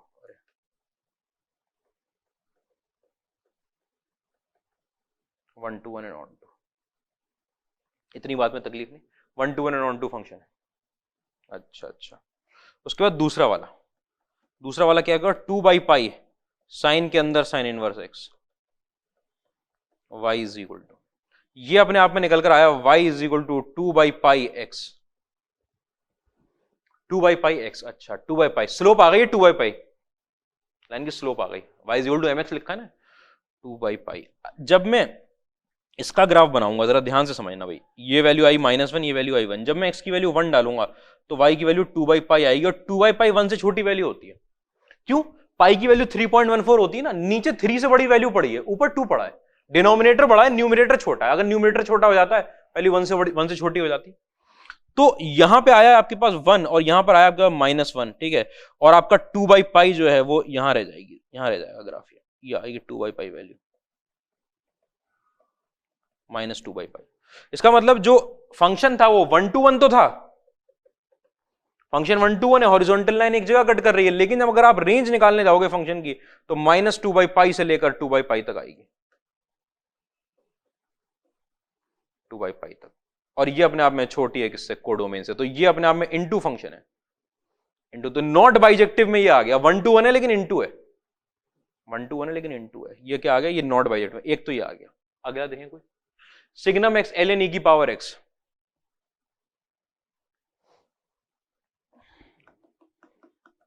Signum x y is equal to signum x multiplied by ln e की पावर में x। आपको पता है सिग्नम x के साथ, ठीक है, आपके पास x लगा है सिर्फ, ln e की पावर में x का मतलब log x उतर आएगा, log e 1 निकाल देंगे यहां से, x ln x, x signum x लगा है। इसके क्या क्या आंसर होते हैं भाई, इसका आंसर समझना, इसका आंसर निकलेगा x when x is positive, 0 जब x आपका 0 है, ठीक है, और -1 जब x आपका -x जब आपका x नेगेटिव। ये कैसे लगा दिया सर, जब आपका x पॉजिटिव है सिग्नम आंसर देगा 1 मल्टीप्लाई होगा x से, x निकलेगा। जब आपका x 0 है तो ये भी 0 है, ये भी 0 है, 0 निकलेगा। जब आपका x नेगेटिव है तो सिग्नम आंसर देगा -1 इस x से मल्टीप्लाई होगा, -x निकलेगा। बात समझ में आ रही है, देखना भाई, -1 से 1 का ग्राफ बनाना है, -1 से 1 का, y is equal to x की लाइन, ये रहा -1 और ये रहा 1। जब x पॉजिटिव है तो आपका y is equal to x से ये लाइन बनकर आएगी। जब आपका x नेगेटिव है तो y is equal to -x से लाइन ऐसे बनती है, y is equal to -x की ऐसे, और नेगेटिव साइड में ऐसे बनकर आई, 0 पे 0 है, -x पे ऐसे। फौरन आपको पता चल गया कि ये तो हॉरिजॉन्टल लाइन दो जगह कट कर रही है, मैनी टू 1 है, दो जगह कट कर रही है हॉरिजॉन्टल लाइन। रेंज कितनी है फंक्शन की, फंक्शन की रेंज आपकी 0 से 1, एक कोडोमेन से छोटी, ठीक है, इसका मतलब ये भी है और इनटू भी है, मैनी टू 1 भी है और इनटू भी है, ये भी आपका नॉट बाइजेक्टिव, ठीक है। फिर x³ sin x को देखें, चौथा वाला आपके पास y is equal to x³ signum है, सॉरी सिग्नम x था, x³ सिग्नम है। इसके क्या क्या आंसर होंगे भाई, एक आपका x³ होगा, एक 0 होगा, एक -x³ होगा। कब, जब x पॉजिटिव है, कब जब x 0 है, कब जब x नेगेटिव, क्योंकि x पॉजिटिव पे सिग्नम 1 निकालेगा, 1 मल्टीप्लाई होगा x³ से, x नेगेटिव पे सिग्नम -1 निकालेगा, -1 मल्टीप्लाई होगा। x³ जब x पॉजिटिव है, ये आ गया भाई 0। काम की बात ये है कि -x³ का क्या मतलब हुआ, जब x नेगेटिव है तो आपका x³ कैसा जाता है, ऐसा जाता है, ठीक है। x³ खुद ही, जब x नेगेटिव है तो x³ खुद कैसा होता है, नेगेटिव होता है। उस नेगेटिव के बाहर माइनस लगा दोगे तो कैसी हो जाएगी वैल्यू, पॉजिटिव हो जाएगी। मतलब क्या बोल रहे हो सर आपके x नेगेटिव होता है तो x³ आपका कैसा होता है, वो खुद नेगेटिव होता है। तो माइनस एक्स क्यूब कैसा हो जाएगा, पॉजिटिव हो जाएगा। पॉजिटिव हो जाएगा तो ग्राफ ऊपर चला जाएगा। कैसे चला जाएगा कि एक्स क्यूब की वैल्यू ऐसी होती है, जब एक्स नेगेटिव होता है तो एक्स क्यूब ऐसे जाता है ना, एक्स क्यूब ग्राफ नीचे, एक्स क्यूब ऐसा होता है। इन नेगेटिव वैल्यूज के बाहर माइनस लगाऊंगा, ये नेगेटिव वैल्यूज का मैग्नीट्यूड चेंज नहीं होगा और पॉजिटिव हो जाएंगे, इसका मतलब ग्राफ ऊपर चला जाएगा जैसा नीचे जाता है। ऐसा जाता था नीचे, ऐसा ऊपर चला गया, ऐसा ऊपर चला गया, ऐसा ऊपर। आपको फौरन पता है ये लाइन इसको हॉरिजॉन्टल लाइन दो जगह कट कर रही है, many to one. Range of function आपको इसकी भी पता है, 0 से 1 रेंज, मैनी टू 1 रेंज भी पता चल गई। कोई तकलीफ नहीं, इतनी बात में फौरन बोल दिया कि ये फंक्शन आपके पास ये इनटू है, कोडोमेन से छोटी है, इनटू, नॉट बाइजेक्टिव। तीसरा ये ऑप्शन आ गया आपके पास।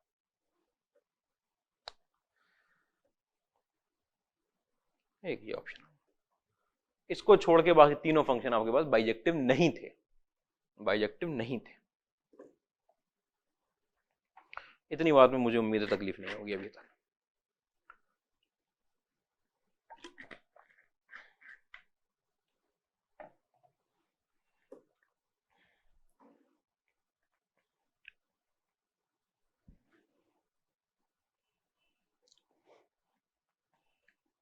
अगला क्या मेथड आता है, थ्योरेटिकल मेथड आता है हमारे पास एक तीसरा method, by the equation fx1 is equal to fx2। इस इक्वेशन से, ग्राफ से हॉरिजॉन्टल लाइन हो गया, इस इक्वेशन से fx1 is equal to fx2। ठीक है, fx1 is equal to fx2 के लिए आपको क्या करना होता है कि, ठीक है, अगर आपके पास 1-to-1 फंक्शन है and fx1 is equal to fx2 है, तो मैं आपको बता चुका हूं इसका मतलब कि x1 बराबर x2 के होगा। ठीक है, 1-to-1 फंक्शन है, ठीक है, देन fx1 बराबर हो ही नहीं सकता fx2 के। ठीक है, अगर आपके पास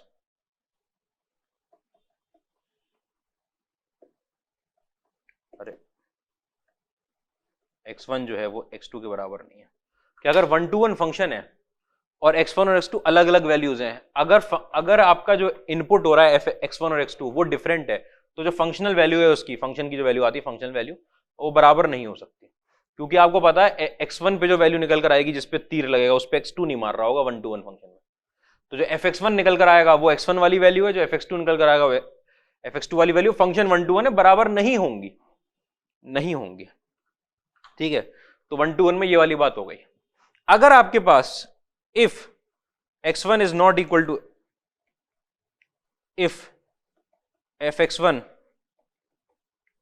is equal to fx2 implies that x1 is not equal to x2, कि fx1 is equal to fx2 में जरा सी भी आपको भनक पड़ गई कि फंक्शनल वैल्यू बराबर है, जब आपके x की वैल्यू सेम नहीं थी, x1 x2 अलग अलग थे, तो आप बोलोगे हर हाल में फंक्शन मैनी टू वन रहा होगा। मैनी टू वन के फंक्शनल वैल्यू बराबर होगी, मतलब इसकी वैल्यू मान लो y0 है और x1 और x2 सेम नहीं थे, इसका मतलब एक x1 के लिए y0, एक x2 के लिए y0। कितने को तीर लग गया, एक x1 से लग गया, एक x2 से लग गया, कितने 2 से लग गया तीर, मैनी टू वन हो जाएगा फौरन। x1 x2 बराबर नहीं थे, जबकि fx1 फंक्शनल वैल्यू सेम थी। सेम फंक्शनल वैल्यू हो रही है तो सेम वैल्यू के लिए होनी चाहिए x1 x2 के लिए, तब 1-to-1 होगा। अगर अलग अलग x की वैल्यू के लिए सेम फंक्शनल वैल्यू मिल गई, इसका मतलब दो वैल्यू की सेम इमेज आ रही है, मैनी टू वन फंक्शन बिल्कुल काम नहीं करता उसमें। ठीक है, तो आप ये आपका थ्योरेटिकल मेथड में आपको चेक इंजेक्टिविटी करनी है ना, आपको चेक इंजेक्टिविटी, इंजेक्टिविटी चेक करनी है आपको। fx is equal to 1/1 plus under root में x। ठीक है, इंजेक्टिविटी कैसे चेक करते हैं, आप पहले निकालोगे fx1 की वैल्यू 1/1 प्लस अंडर रूट में x1, फिर आप निकालोगे fx2 की वैल्यू 1/1 प्लस अंडर रूट में x2। आप फंक्शनल वैल्यू बराबर करोगे और देखोगे कि x1 is equal to x2 के अलावा कभी और बराबर होती है क्या ये। ठीक है, fx1 is equal to fx2, ये पुट कर दिया, स्टेप सही है। x1 x2 दो वैल्यूज ली, उन वैल्यू की फंक्शनल वैल्यू बराबर करी, फंक्शनल वैल्यू बराबर करी तो 1/1 प्लस अंडर रूट में x1 is equal to 1/1 plus under root में x2 आ गया, ठीक है। रेसिप्रोकल लिया 1 प्लस अंडर रूट में x1 is equal to 1 plus under root में x2 आ गया, ठीक है। ये और ये कट गए, आपने स्क्वायरिंग किया, x1 is equal to x2 आ गया। जब fx1 is equal to x2 है तो सिर्फ एक ही जगह पर हो रहा है जब x1 x2 के बराबर हो जाए। फंक्शनल वैल्यू सिर्फ तब बराबर हो रही है इन दोनों की जब x1 और x2 सेम हो जाए। ऐसा कब होता है? जब फंक्शन 1:1। फंक्शनल वैल्यू कब बराबर है? ये x1 और x2 की जब x1 और x2 बराबर हो गए। इसका मतलब कि x1 x2 सेम वैल्यूज थी, इसलिए उनकी फंक्शनल वैल्यू सेम आई थी। ऐसा नहीं था कि दो अलग अलग वैल्यू थी, उनकी फंक्शनल वैल्यू सेम आ गई, इसका मतलब कि आपके इधर वाले सेट से दो का तीर एक को लग गया। ऐसा नहीं हो रहा। x1 और x2 सेम है।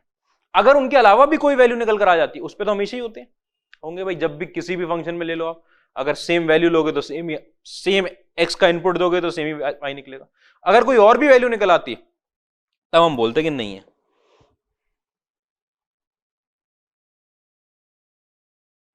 ठीक है, आओ भाई दूसरा क्वेश्चन देखो। Check injectivity.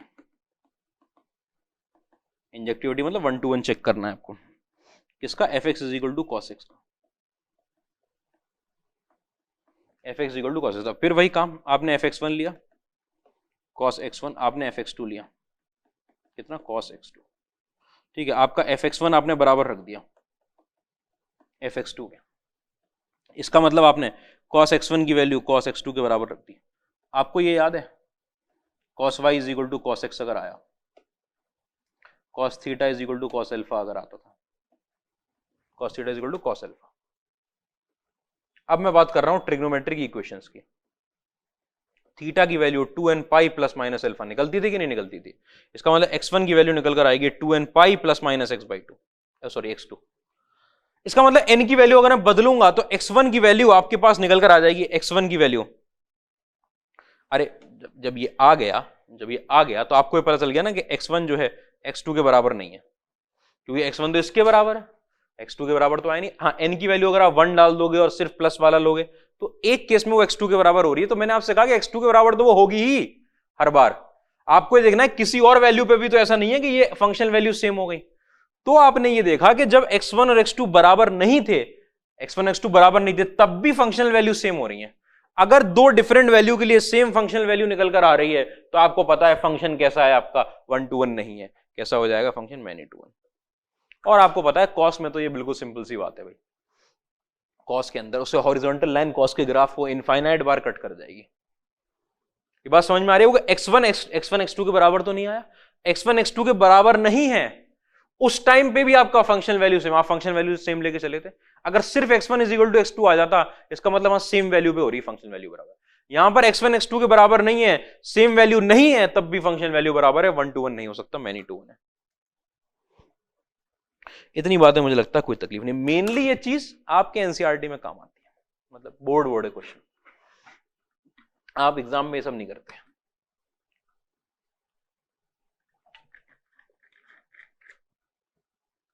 तो फिर एग्जाम में कैसे चेक करेंगे? अब आओ उस पे। Simple question, graph of function, natural number integer वाला मैपिंग अगर एग्जाम में आया, मेनली ना वो आपसे इतना सिंपल फंक्शन देंगे कि आप उसका ग्राफ बना पाओ, ना वो नेचुरल नंबर इंटीजर, मुश्किल है कि नेचुरल नंबर इंटीजर में पकड़ा है आपको क्वेश्चन। अब आके तो फिर आपके पास जो चौथा मेथड आता है, ठीक है, the method of monotonicity. Monotonicity क्या चीज होती है? Increasing and decreasing function.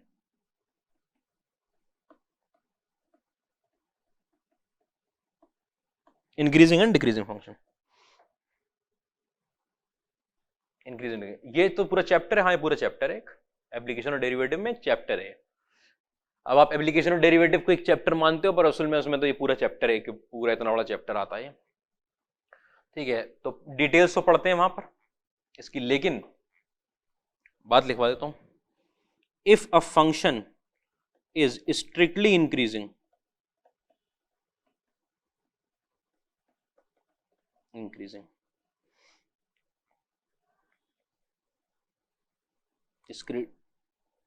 और इफ अ फंक्शन, दो अलग अलग स्टेटमेंट है, अलग, पहले पूरा लिखना पड़ता है एक, फिर पूरा लिखना पड़ता है दूसरा।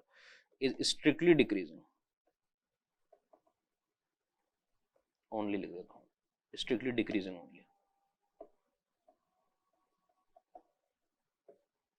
इन इट्स डोमेन। ध्यान से समझना इसको, क्योंकि क्वेश्चन आप ऐसे ही कर पाओगे। In its domain then function is 1 to 1। ठीक है, अगर फंक्शन डोमेन में स्ट्रिक्टली इंक्रीजिंग है, कंप्लीटली इंक्रीजिंग फंक्शन आ रहा है पूरा डोमेन के हर एक जगह, तो वो 1 to 1 है। अगर कंप्लीटली डिक्रीजिंग आ रहा है तो भी 1 to 1 है। लेकिन अगर फंक्शन कहीं पे इंक्रीजिंग और कहीं पे डिक्रीजिंग आ रहा है डोमेन के लिए, तो वो मैनी टू 1 हो जाता है। ठीक है, if a function is increasing for some part and decreasing for other part, increasing for some part and decreasing for other part of domain, then it is many to 1। अगर domain में completely increasing है 1 to 1, अगर completely decreasing है 1 to 1, यानी कि increasing 1 to 1 और decreasing many to 1 नहीं, अगर इंक्रीजिंग भी है और डिक्रीजिंग भी है तब मैनी टू 1, तब मैनी टू 1। कैसे होता है बताता हूं।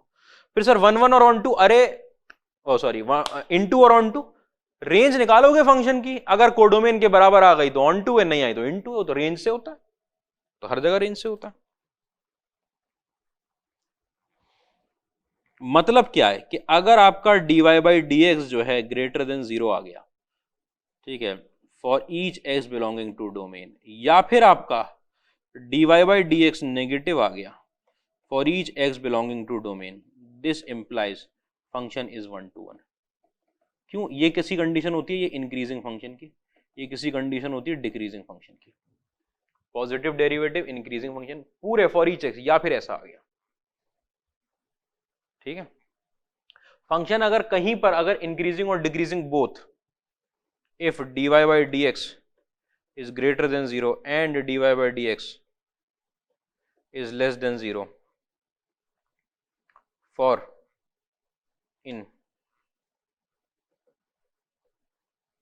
parts of domain,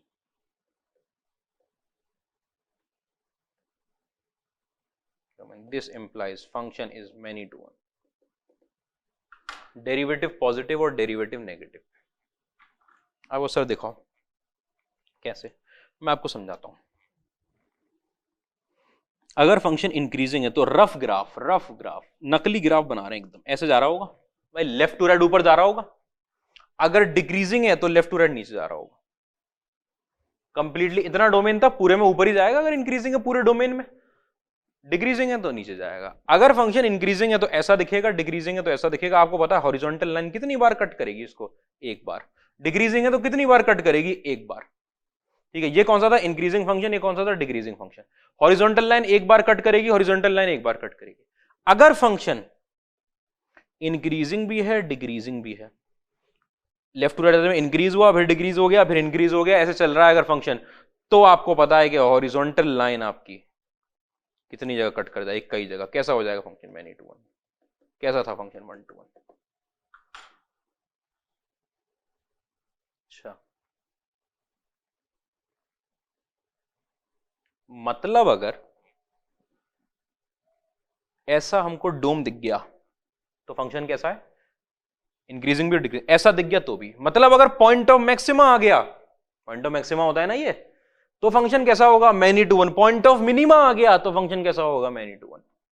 अच्छा, पॉइंट ऑफ मिनिमा है क्या? और क्या है ये? क्या है? पॉइंट ऑफ मैक्सिमा है।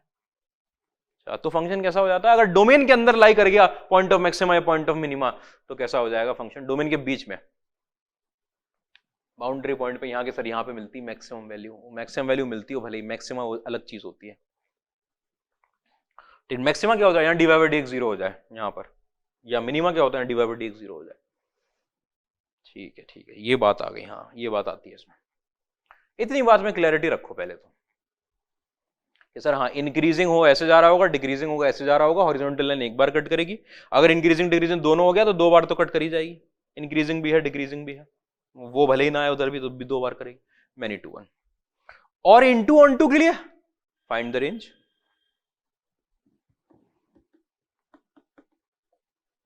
और into and onto range of function and compare with codomain.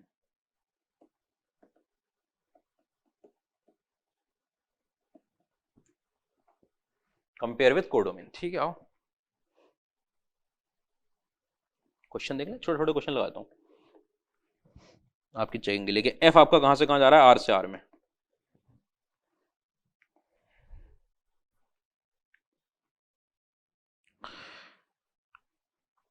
पहला क्या क्वेश्चन है आपके पास, F x is equal to x cube plus X. दूसरा क्या आपके पास, F x is equal to x cube minus x.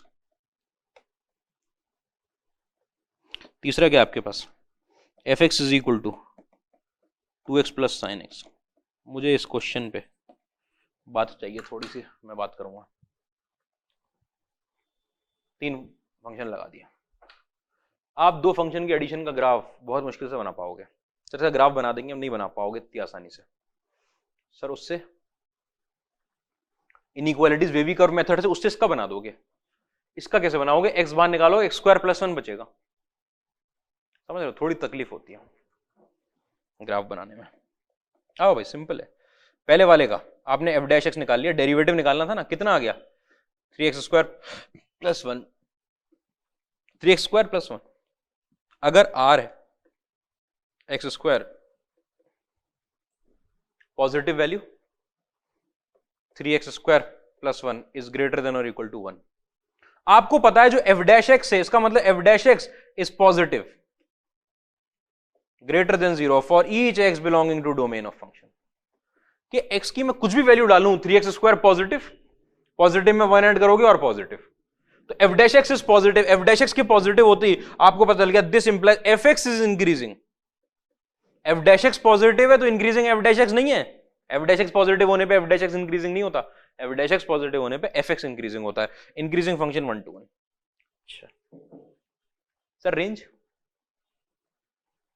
भाई इसकी रेंज निकालो एक्स क्यूब प्लस एक्स की।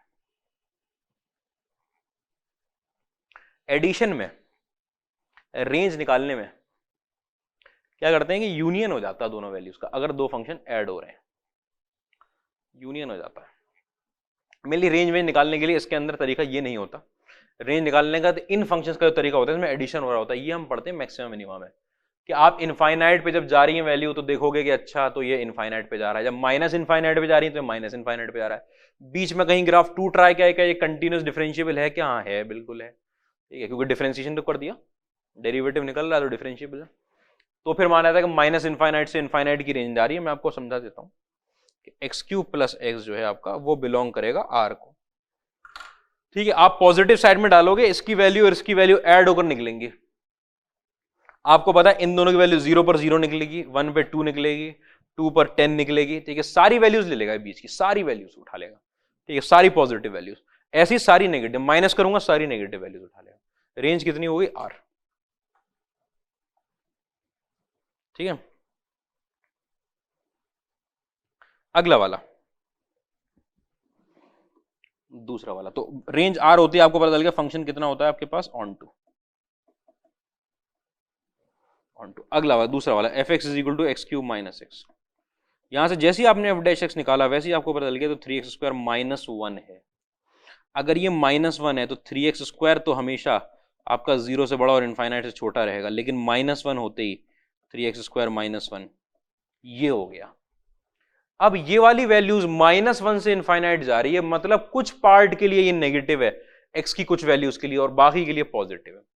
आपने बोला कि एफ डैश एक्स जो है हमारा वो पॉजिटिव है कुछ पार्ट के लिए एंड साथ साथ एफ डैश एक्स नेगेटिव है कुछ पार्ट के लिए, तो फौरन आपने बोल दिया कि function is neither increasing nor decreasing, this implies many to one. Function कैसा हो गया, मेनी टू वन। रेंज कितनी होगी फंक्शन की, इसकी रेंज निकालने के लिए आपने x कॉमन लिया, एक्स स्क्वायर -1 आया, x के साथ आपके पास x प्लस 1 x माइनस 1 आ गया, ठीक है। आपको पता है जब आप ग्राफ बना के लाओगे इसका -1 और 1, बल्कि ये सब छोड़ दो, क्यूबिक पॉलिनोमियल है, क्यूबिक पॉलिनोमियल की रेंज कितनी होती है r। बताया था ना कि ऑड डिग्री पॉलिनोमियल की रेंज हमेशा कितनी होगी, r होगी। क्यूबिक पॉलिनोमियल की range r। All real numbers बनाने की जरूरत ही नहीं है। तो ऑन टू तो है, range of function belongs to R, this implies onto. तो मैनी टू वन है और ऑन टू है, कोई तकलीफ नहीं। अगले पर आओ भाई, f x is equal to 2x plus sine x. Polynomial और ट्रिग्नोमेट्रिक मिलकर, पॉलिनोमियल भी ट्रिग्नोमेट्रिक भी, हेलो आवाज आ रही है, polynomial and trigonometric, f x is equal to 2x plus sine x.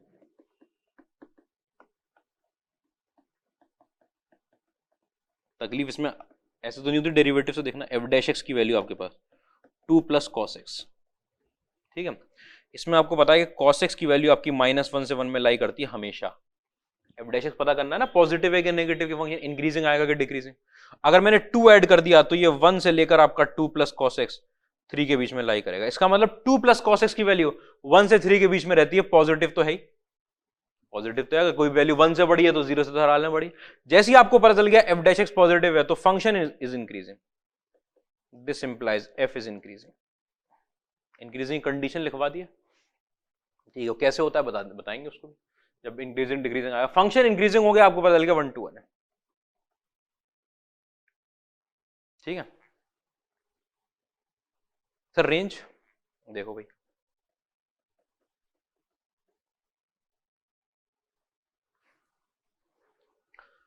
To x की रेंज, 2x अपने आप में पॉलिनोमियल है, इसकी रेंज और डिग्री का पॉलिनोमियल, इसकी रेंज r होती है।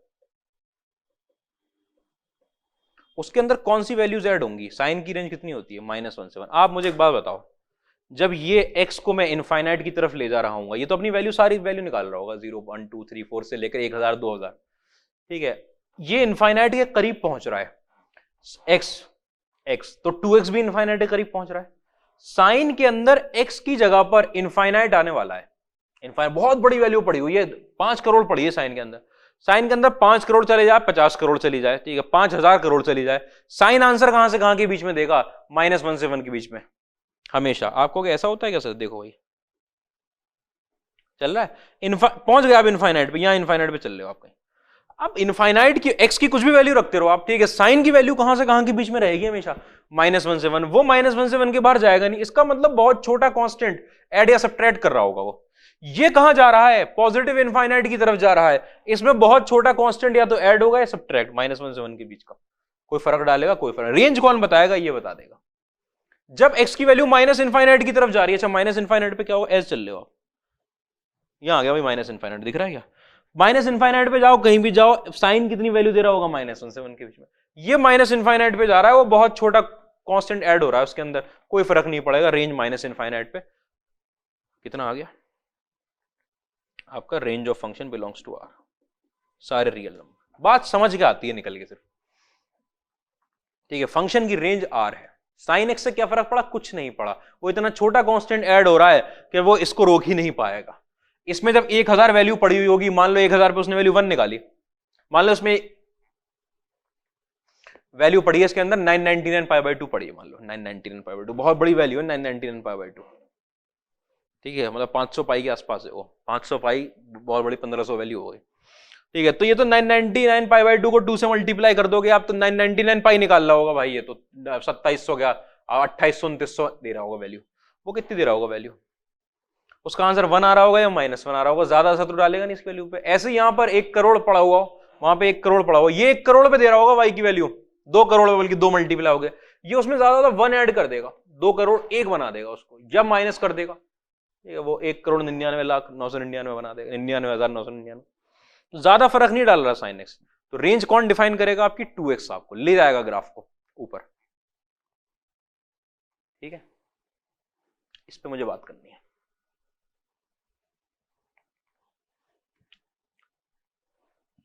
देखना एक चीज समझाना चाह रहा हूं, y is equal to sine x का ग्राफ, आप ऐसे मानो कि वो 0 प्लस साइन एक्स का ग्राफ होता है, ठीक है। तो वो ग्राफ ऐसे जाता है, y इज इक्वल टू 0 की लाइन पर साइन जो है बेल के पेड़ की तरह उसके चारों तरफ घूमता रहेगा। y इज इक्वल टू 0 की लाइन है ना, ये 0 पे वो चल रहा है साइन ऐसे ऐसे ऊपर नीचे, क्योंकि साइन तो अपनी वैल्यू -1 से 1 के बीच में रखता है, y में और कोई वैल्यू आई नहीं है, सिर्फ साइन की वैल्यू आई है, तो वो 0 से 1 ऊपर जा रहा है, 0 से 1 नीचे जा रहा है, 0 से 1 ऊपर जा रहा है, 0 से 1 नीचे जा रहा है, ये हरकत कर रहा है साइन। अगर आपके पास y is equal to 1 plus sine x होता, इसका मतलब साइन एक्स की हर वैल्यू में 1 ऐड हो जाता, 1 ऐड हो जाता। तो ये कहां चलने लगता, 1 साइन एक्स की हर वैल्यू में 1 ऐड होगा, उसने ग्राफ को कितना उठा दिया, 1 उठा दिया। ये ऐसे सोचो कि y इज इक्वल टू 1 की लाइन पे साइन फिर बेल की तरह चलने लगा, जैसे y इज इक्वल टू 0 पे चल रहा था। ठीक है, क्योंकि साइन जो भी आप y की यहां वैल्यू पुट करके साइन ऐड कर दोगे, साइन इसके अंदर 1 ऐड और 1 सब्ट्रैक्ट करेगा, इससे ज्यादा तो कुछ नहीं करेगा। आप 1 की लाइन पे 1 ऐड और 1 सब्ट्रैक्ट, मैक्सिमम 1 ऐड और मैक्सिमम 1 सब्ट्रैक्ट। 1 ऐड करने के लिए ऊपर तक ऐसे जाता है, नीचे तक ऐसे। बात में क्लैरिटी? यहीं पे अगर मैं y is equal to x plus sine x बना रहा हूं, x प्लस साइन एक्स, तो y is equal to x की लाइन पर, y is equal to x की लाइन पर ये जाती है, y is equal to x की लाइन, इस पे चलेगा आपका साइन एक्स। साइन एक्स चलता है, ऐसे क्यों चल रहा है कि x के अंदर वो x y is equal to x पे x की वैल्यू से पे 1 मैक्सिमम ऐड करेगा, 1 मैक्सिमम सब्ट्रैक्ट करेगा। ये x की लाइन से ऊपर निकल गया, 1 ऐड करता हुआ, नीचे आ गया सब्ट्रैक्ट करता हुआ, ऊपर निकल गया, नीचे आ गया, ऊपर निकल गया, नीचे आ गया, इससे एक ऊपर एक नीचे, ऐसे चल रहा, बेल की तरह चल गया, y is equal to x चल गया बेल की तरह। अच्छा, फिर उसके बाद y is equal to x plus sine x था, y इज इक्वल टू, आपके पास ग्राफ कौन सा आया, y इज इक्वल टू, अच्छा इसी बना देता हूं, 2x प्लस साइन एक्स चाहिए था ना हमको, तो ये आपकी y is equal to 2x की लाइन जा रही होगी।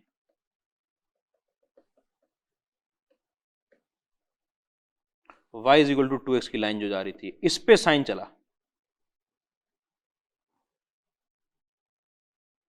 इस पे साइन चल गया। ये आपका ग्रीन वाला ग्राफ है जो आपका फंक्शन था। आप हॉरिजॉन्टल लाइन टेस्ट कर लो जरा,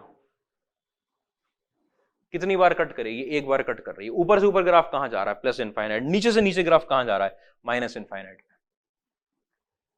ऊपर से ऊपर प्लस इनफाइनाइट पे, नीचे से नीचे माइनस इनफाइनाइट पे। इतनी बात में तकलीफ नहीं होनी चाहिए। ठीक है, बात समझ में आ रही है? क्या हो गया, ऐसा ग्राफ बनता है उसका।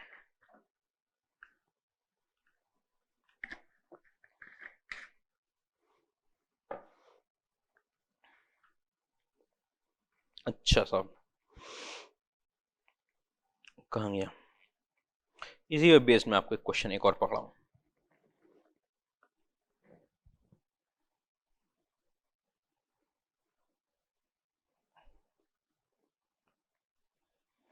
क्या क्वेश्चन है ये, F x is equal to P X plus sine X. अच्छा, P X plus sine X, ये तो वो है famous question, R to R. If function is bijective, find range of P. P की रेंज बतानी है।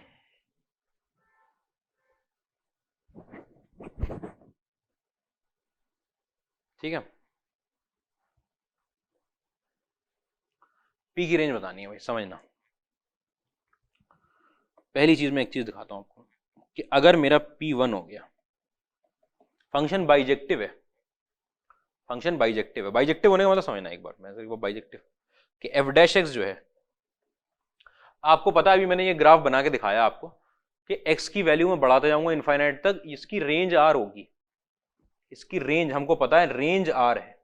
मुझे सिर्फ 1 to 1 और ऑन टू पे चेक, 1 to 1 और मैनी टू 1 पे चेक करना है। क्यों रेंज r क्यों है, आपको पता है x की वैल्यू, ये अपने आप में पॉलिनोमियल है, इसकी रेंज ऑड डिग्री पॉलिनोमियल, इसकी रेंज r होती है। साइन एक्स पे सिर्फ कितना असर डालता है, 1 ऐड करेगा या 1 सब्ट्रैक्ट। ठीक है, ये कोई सा भी, कोई भी पीस की स्लोप है ना, कोई सी भी स्लोप का पॉलिनोमियल हो ये आपके पास, ये हमेशा माइनस इनफाइनाइट से इनफाइनाइट में रेंज निकालेगा। साइन एक्स पे ज्यादा असर नहीं डालेगा, वो जो सांप चल रहा है ऐसे करके, वो कहीं भी जाए, वो ऊपर इनफाइनाइट और नीचे माइनस इनफाइनाइट जाएगा ही जाएगा, जाएगा ही जाएगा। ठीक है, इधर समझो बात अब कि एफ डैश एक्स, तो रेंज आर है तो ऑन टू है फंक्शन, कोडोमेन के बराबर है, तो ऑन टू तो है फंक्शन। बात सब है 1 to 1 और मैनी टू 1 की, उससे आप रेंज निकालोगे पी की।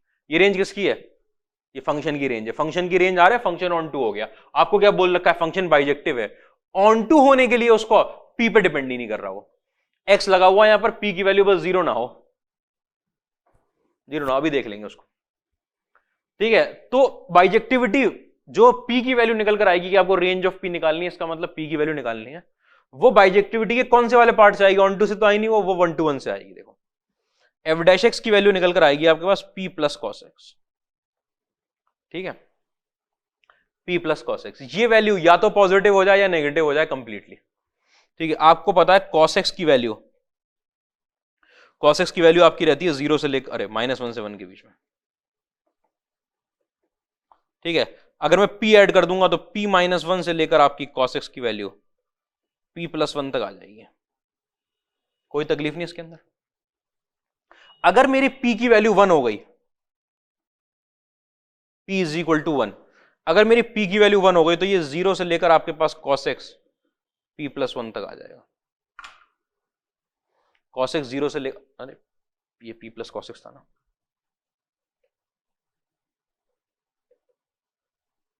p + cos,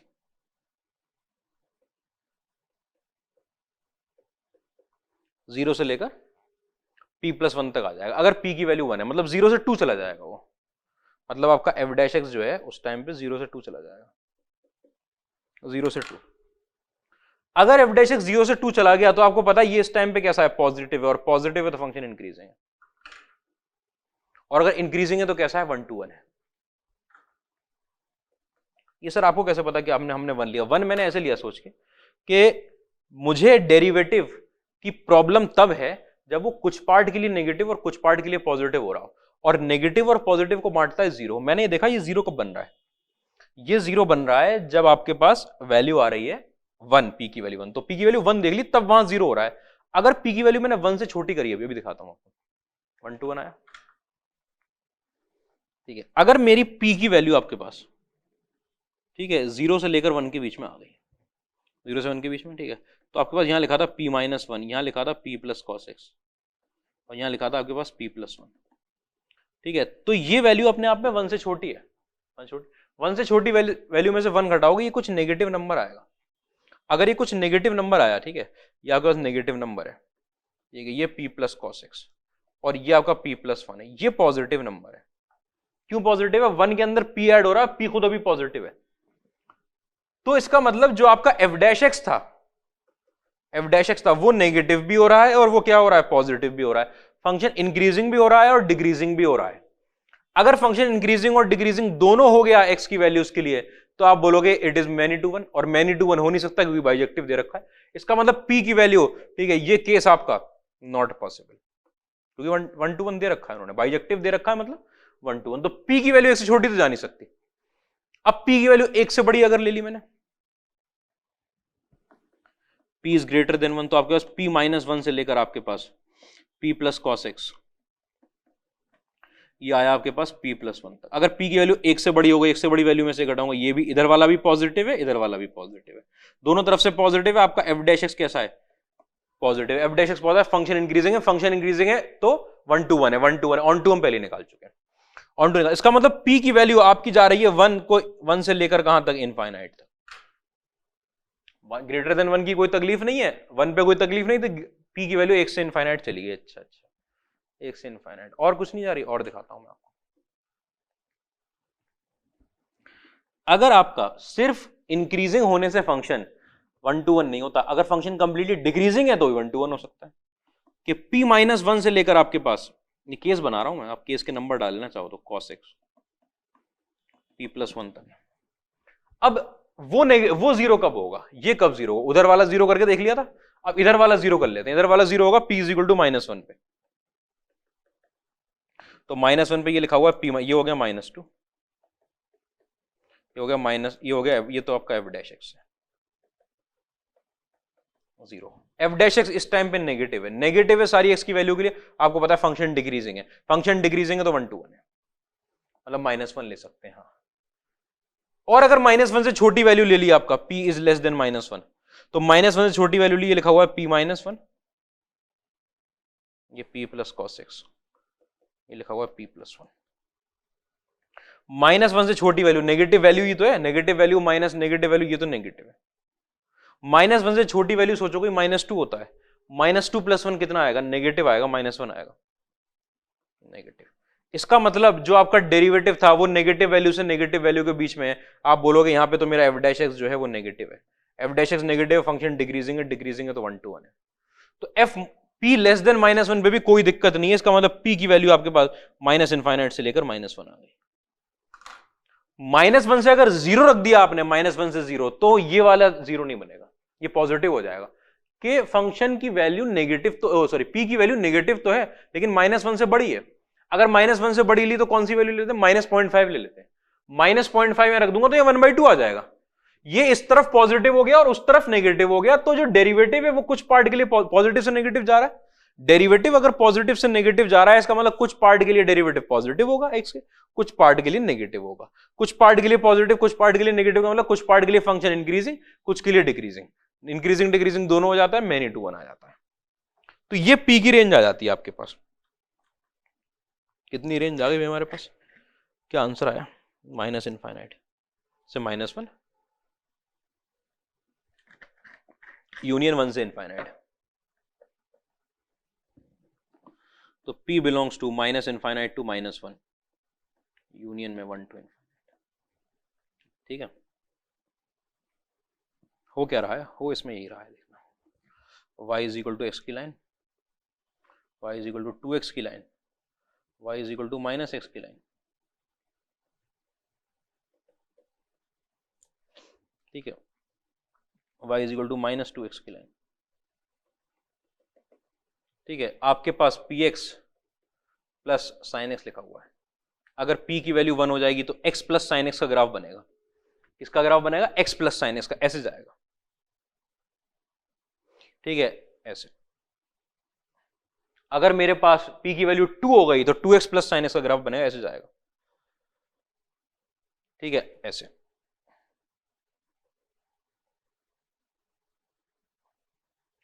अगर मेरे पास p की वैल्यू -1 हो गई तो -x प्लस sin, p की वैल्यू अगर -1 हो गई तो -x प्लस sin x का ग्राफ बनता है। अच्छा, -x प्लस sin x, इसका मतलब sin x चलेगा -x के ऊपर, sin x चला -x के ऊपर, -x के ऊपर है।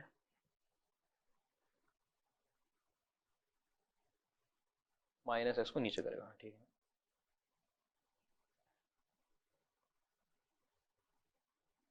ठीक है। अगर मेरे पास p की वैल्यू -2 हो गई तो आपको पता है ये अगर y = -x से -2x है तो इस पे चलेगा sin x।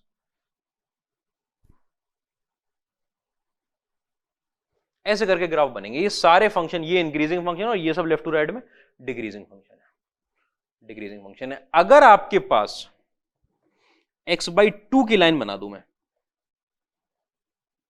ये लाइन हो जाए, ठीक है, इस पे अगर मैंने sin x चलवा दिया,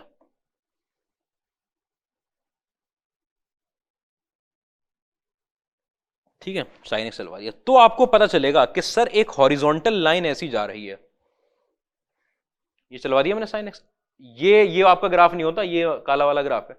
इसमें हॉरिजॉन्टल लाइन अगर मैंने यहां पर बना दी हॉरिजॉन्टल लाइन, तो वो इस ग्राफ को कितनी जगह पर कट कर रही है, 2 जगह पर कट कर रही है हॉरिजॉन्टल लाइन, एक जगह ये और एक जगह ये।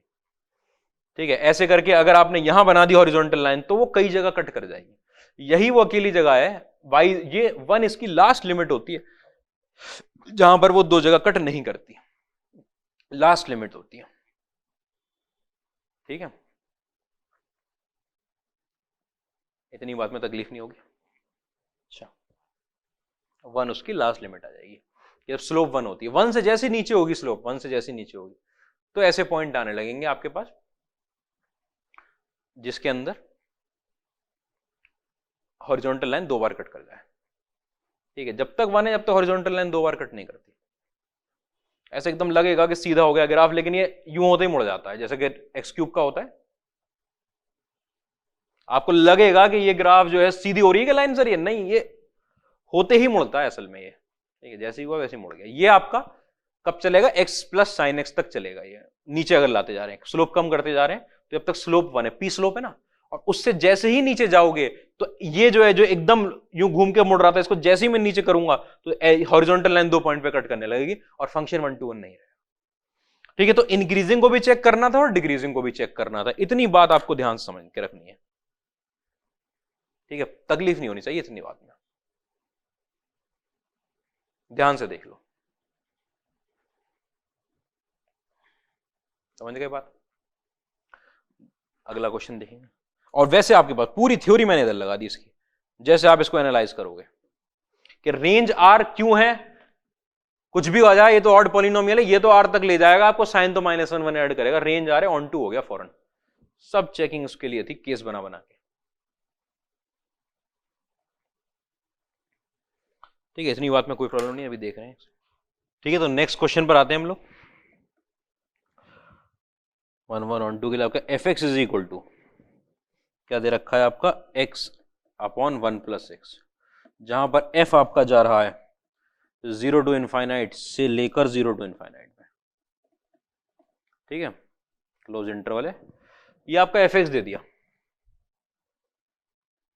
ठीक है। तो आपके पास ये फंक्शन के बारे में पूछ रहे हैं, अच्छा 1 to 1 and onto, B option क्या है आपके पास, 1 to 1 but not onto. अब आप समझ गए क्या ऑप्शन होंगे, onto but not 1 to 1, ठीक है, और D option neither 1 to 1 nor onto, nor onto. 1 to 1 onto है, 1 to 1 है लेकिन ऑन टू नहीं, ऑन टू है लेकिन 1 to 1 नहीं है, neither 1 to 1 nor onto, ठीक है, इसके बारे में बताना है आपको। तो आपको रेंज निकालनी है, इस सब की रेंज निकालने में आपको कोई तकलीफ नहीं, क्योंकि x की वैल्यू आपको दे रखी है। x की वैल्यू कहां दे रखी है सर, ये डोमेन क्या होता है, x की वैल्यू 0 टू इनफाइनाइट है ये, ठीक है। मैं आपके सामने fx लिखने जा रहा हूं, ठीक से, जैसे हम रेंज निकालेंगे इसकी, fx की वैल्यू आपके पास x अपॉन 1 प्लस एक्स है, मैंने क्या किया, यहाँ पर लिखा x plus 1 minus 1, x plus 1 upon x plus 1, क्या कर लिया ये सर, एडजस्टमेंट कर लिया, न्यूमरेटर को डिनोमिनेटर की तरह बना लिया, ये कट गया, आपके पास आ गया 1 माइनस 1 अपॉन एक्स प्लस 1, ठीक है। बल्कि मैं 1 to 1 चेक कर दूं, इसका डेरिवेटिव ले लूं क्या, डेरिवेटिव ले लिया मैंने, एफ डैश एक्स निकाला आपने, एफ डैश एक्स निकल कर आया 1 अपॉन एक्स प्लस 1 का होल स्क्वायर,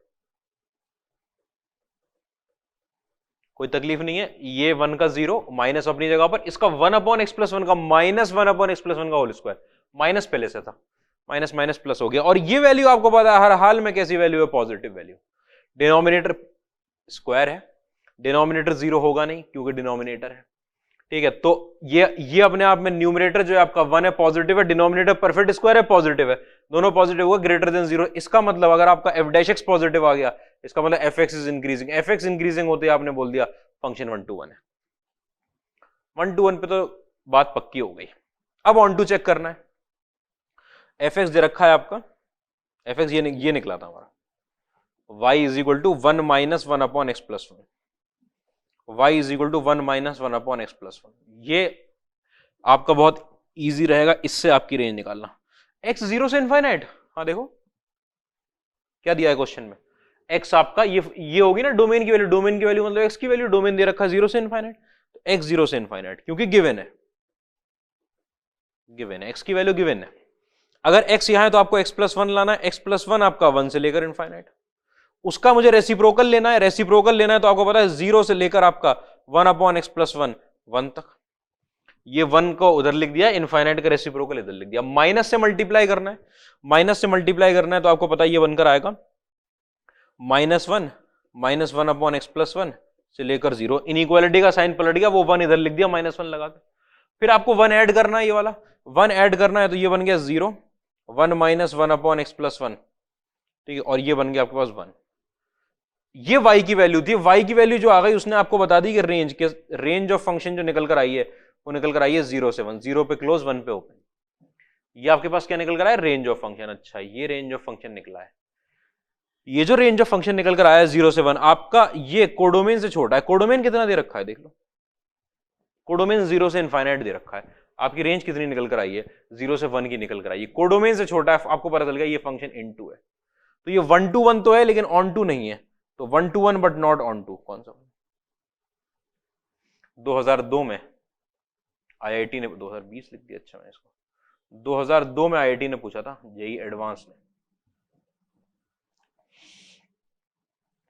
ठीक है, अगले क्वेश्चन।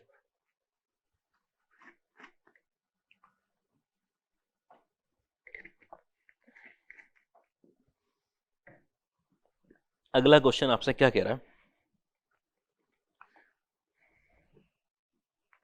लेट एफ, जहां पर एफ आपका -π/2 से लेकर π/2 डोमेन हुआ, से लेकर उसका कोडोमेन आर है, और आपका f x is equal to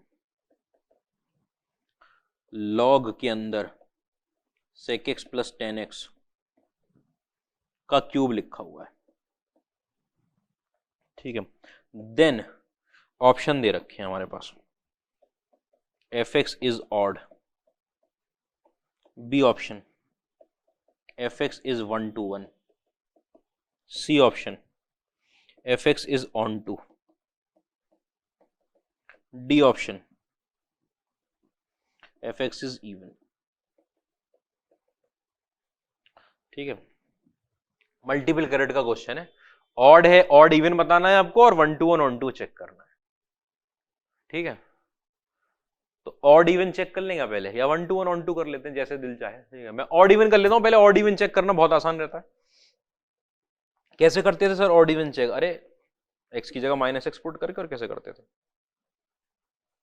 ये तो एफ ऑफ एक्स लिखा हुआ है यहाँ पर, आपने निकाला F of -x, F of -x के अंदर आपके पास लॉग के अंदर यहाँ आया सेक के अंदर -x, प्लस में 10 के अंदर -x, और इनके पूरे की पावर पे आपके पास चढ़ा हुआ क्यूब।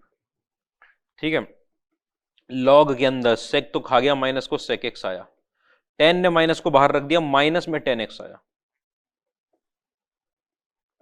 ठीक है, इस पूरे पे क्या लगा हुआ है आपके पास? क्यूब लगा हुआ है। आपको अगर तकलीफ ना हो, इसको मैं लिख दूं लॉग के अंदर आपके पास sec x प्लस 10x की पावर में -1 की का होल क्यूब। ये क्या हो गया? आपको पता है sec x प्लस 10x और sec x माइनस 10x एक दूसरे के रेसिप्रोकल होते हैं।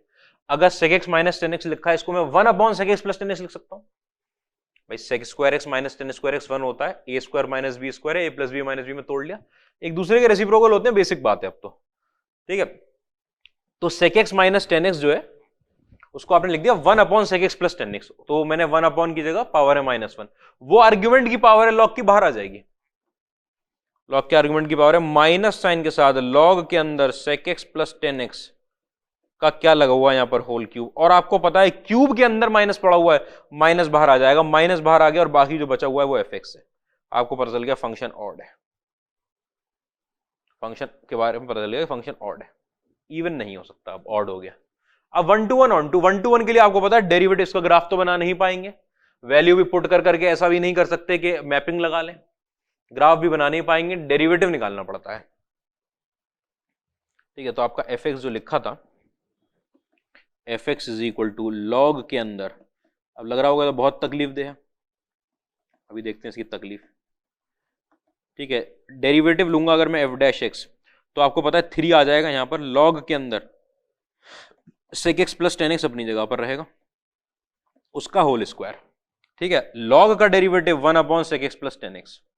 वैसे तो मैं आपको समझा दूं कि लॉग के अंदर sec x plus 10x, log के अंदर sec x प्लस 10x, ये इंटीग्रल, इसका डेरिवेटिव लेना है ना, इसमें मैं लॉग का लूं, इससे अच्छा मैं बता रहा हूं आपको कि log sec x plus 10x integral होता है sec x का। अगर ये sec x का इंटीग्रल लिखा है तो इसका डेरिवेटिव sec x आएगा, डायरेक्ट लिख दिया मैंने, डायरेक्ट लिख दिया। तो ये लेंदी क्वेश्चन नहीं है, ये आप सब आपको समझ में आ कि ये sec x का इंटीग्रल है ना, integration of sec x equal to log sec x plus 10x, तो इसका डेरिवेटिव करूंगा तो sec x, इसका इंटीग्रल ये, तो इसका डेरिवेटिव sec x, पूरे का डेरिवेटिव। किसका लिखा है सर? लॉग का लिखा नहीं, पूरे का डेरिवेटिव sec x। अच्छा, पूरे का डेरिवेटिव। क्वेश्चन में क्या था? डोमेन -π/2 से π/2 से लेकर r में, x के बारे में आपको पता है कि वो -π/2 से π/2 में जा रहा है। ठीक है, आपको डेरिवेटिव क्या निकाल रहे हो सर अब? अरे इंक्रीजिंग डिक्रीजिंग देख रहे हैं, डेरिवेटिव पॉजिटिव है कि डेरिवेटिव नेगेटिव है? पॉजिटिव और नेगेटिव में आपको पता चल गया 3 तो पॉजिटिव होता है, ये परफेक्ट स्क्वायर है, पॉजिटिव है, ये अपने आप में कैसी क्वांटिटी है? पॉजिटिव। अब सारी बात सेक के ऊपर है कि सेक एक्स कैसा है, ये अपने आप में -π/2 से π/2 में, इसका मतलब first quadrant and fourth quadrant, इसका मतलब आपका सेक एक्स कैसा हो गया? यहां पर पॉजिटिव हो गया, ये भी कैसा हो गया? पॉजिटिव।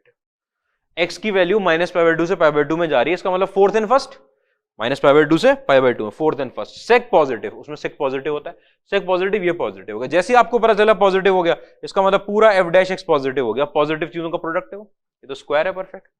अगर मेरा f' पॉजिटिव हो गया, आपने बोल दिया इसका मतलब f(x) आपका इंक्रीजिंग फंक्शन था, और अगर फंक्शन इंक्रीजिंग हो जाए या डिक्रीजिंग हो जाए पूरे डोमेन के लिए, तो आप बोलोगे कि f(x) इज 1 to 1।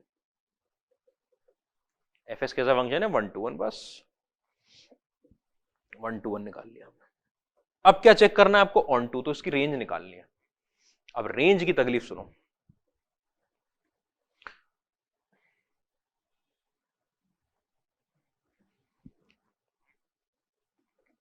मैं लिखना चाह रहा हूं जरा फंक्शन को, लॉग के अंदर sec x प्लस 10x का होल क्यूब लिखा है।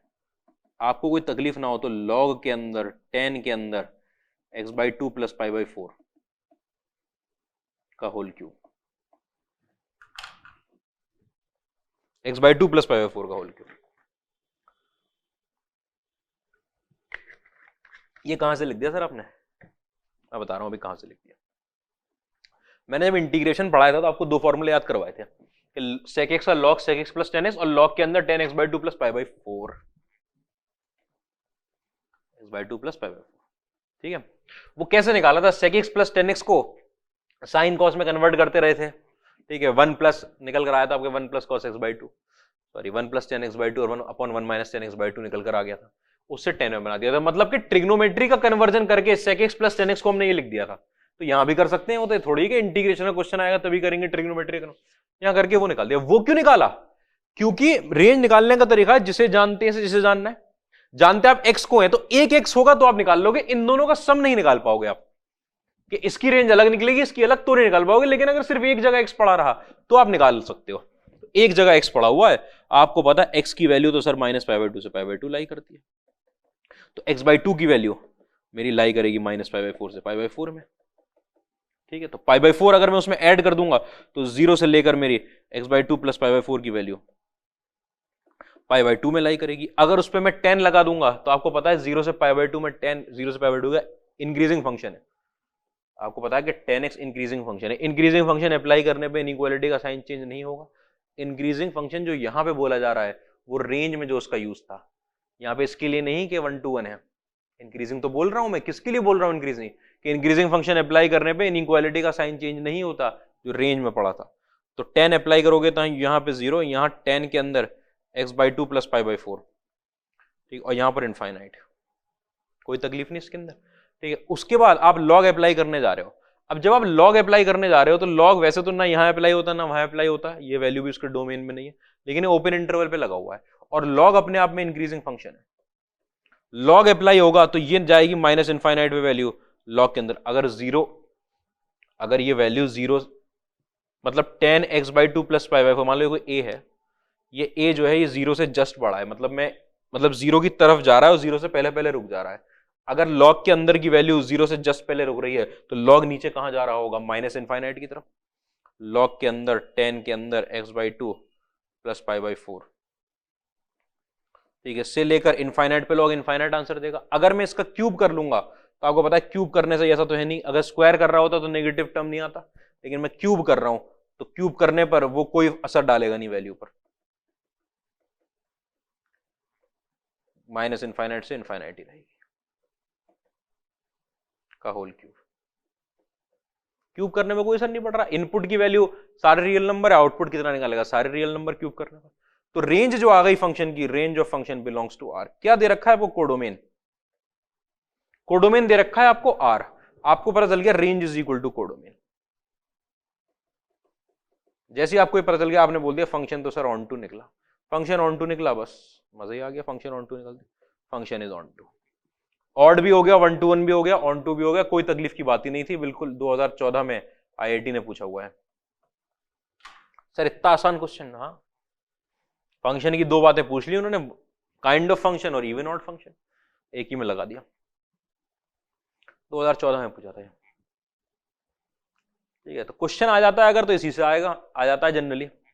यही सब जो 12th की चीज है ना, 12th की चीज, डोमेन रेंज ही निकलवा रहे हो आपसे। रेंज कहां निकलवाएंगे? रेंज क्यों पढ़े? रेंज यहां अभी रेंज नहीं पड़ी होती तो ऑन टू में कहां से रेंज निकाल लेते? ऑन टू फंक्शन के लिए रेंज निकालनी है आपको, उसके लिए रेंज पड़ी है, उसके लिए रेंज पड़ी है, ऑन टू फंक्शन में रेंज निकालनी ही निकालनी है। बात समझ में आ रही? तो रेंज का क्वेश्चन नहीं आएगा लेकिन ऑन टू का क्वेश्चन आ सकता है। ठीक है, तो जो 12th वाला पार्ट है ना, ये 1 1 onto, even, odd, periodic, composition, inverse, इससे आएगा अगर क्वेश्चन आएगा तो आपका जनरली इसी में क्वेश्चन आता है। डोमेन, रेंज जो, और type of function, type of function तो खैर अब फंक्शन का इंट्रोडक्शन दे रहे हैं, पढ़ना ही पड़ते हैं। वो जो 11th वाला पार्ट है उससे मोस्ट प्रोबेबली क्वेश्चन ना आए। ठीक है, ये बात हुई इसके अंदर। अच्छा, आओ एक और क्वेश्चन देखते हैं।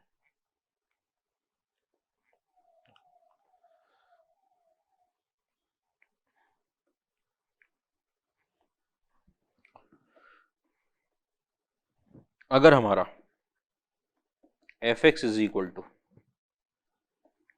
4a माइनस 7/3 के साथ लगा हुआ है पर एक्स क्यूब, प्लस में a माइनस 3 के साथ आपके पास लगा हुआ एक्स स्क्वायर, प्लस में x प्लस में 5 इज 1-to-1 फंक्शन,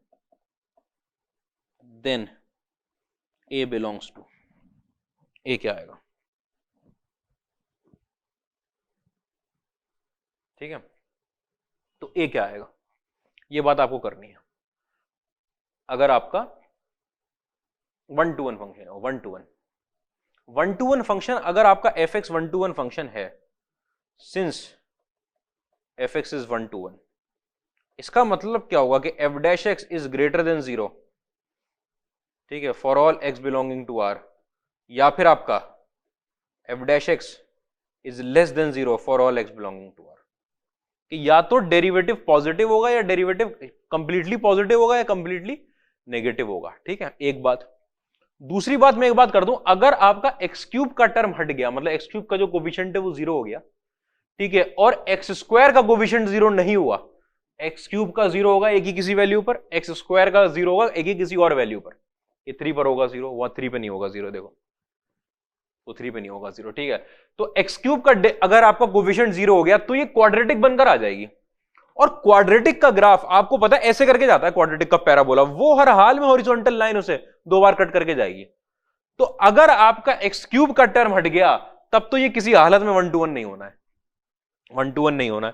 ठीक है, तो आप बोलोगे, ठीक है, if 4a minus 7/3 is equal to 0, that is a की वैल्यू अगर मेरे पास 7/4 आ गई, then f x is equal to quadratic.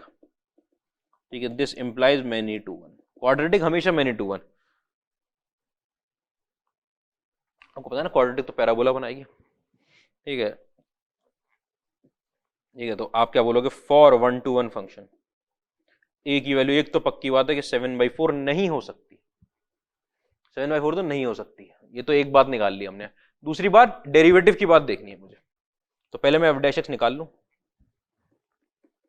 F dash x निकालने जा रहा हूं मैं, देखो ये तो कांस्टेंट है, 3x स्क्वायर आता, 3 आएगा, 3 से 3 कट जाएगा, 4a माइनस 7 के साथ एक्स स्क्वायर आएगा, एक्स स्क्वायर आएगा।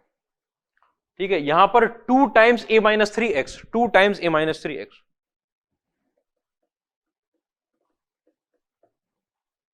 फिर उसका प्लस एक्स था, प्लस का 1 बचेगा। ठीक है, जो डेरिवेटिव निकल कर आया, इसे हमें क्या चाहिए, ये we need it to be completely positive या नेगेटिव, या तो कंप्लीटली पॉजिटिव हो जाए या कंप्लीटली नेगेटिव। ये अपने आप में क्वाड्रेटिक है, क्वाड्रेटिक को अगर आपको कंप्लीटली पॉजिटिव चाहिए हो या कंप्लीटली नेगेटिव चाहिए, दोनों ही केस में कंप्लीटली पॉजिटिव या कंप्लीटली नेगेटिव, दोनों ही केस में आपका डी कैसा होना चाहिए, लेस देन 0 होना चाहिए। कंप्लीटली पॉजिटिव के लिए भी डी नेगेटिव होना चाहिए, कंप्लीटली नेगेटिव के लिए भी डी नेगेटिव होना चाहिए। तो कंडीशन क्या निकल कर आएगी, डी नेगेटिव होना चाहिए। अच्छा, डी नेगेटिव होना चाहिए, डी को देख लेते हैं, डी कितना भाई हमारा, डी कितना, 4 के साथ a माइनस 3 का होल स्क्वायर, माइनस में 4 के साथ 4a माइनस 7, आपका लेस देन 0। ठीक है, डी नेगेटिव हो गया। उसके बाद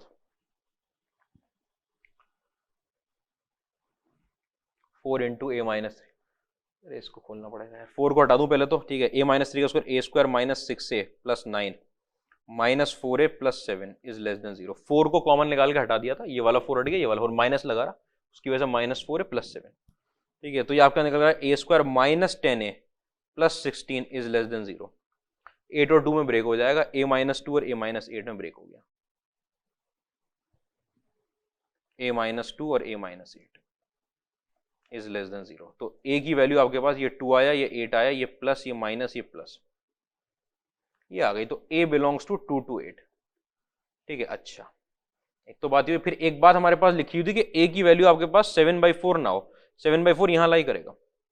अगर ये 8/4 होता तो 2 होता तो यहां होता, 7/4 पहले लाई करेगा, कोई मतलब ही नहीं है, कोई मतलब, ये वैल्यू नहीं होनी थी, वो वैसे भी ले नहीं रहे, ठीक है। तो 2 से 8 के बीच में a को रहना चाहिए, 2 पर क्या होगा और 8 पर क्या होगा, इस पे बात करूं जरा। अगर मैंने a की वैल्यू 2 रखी, ये a की वैल्यू अगर मैंने 2 रख दी, क्या बन गया मेरा fx, क्या हो जाएगा भाई, यहां से देखता हूं। fx की वैल्यू मेरे पास हो जाएगी 8 माइनस 7/3 x³ 3 माइनस में x square plus x plus 5, और मेरे f डैश x की वैल्यू क्या हो जाएगी, a की वैल्यू 2 रखने पर, a की वैल्यू 2 रखूंगा तो x square minus 2x plus 1, ये परफेक्ट स्क्वायर बन जाएगा ना, x माइनस 1 का होल स्क्वायर। वो अपने आप में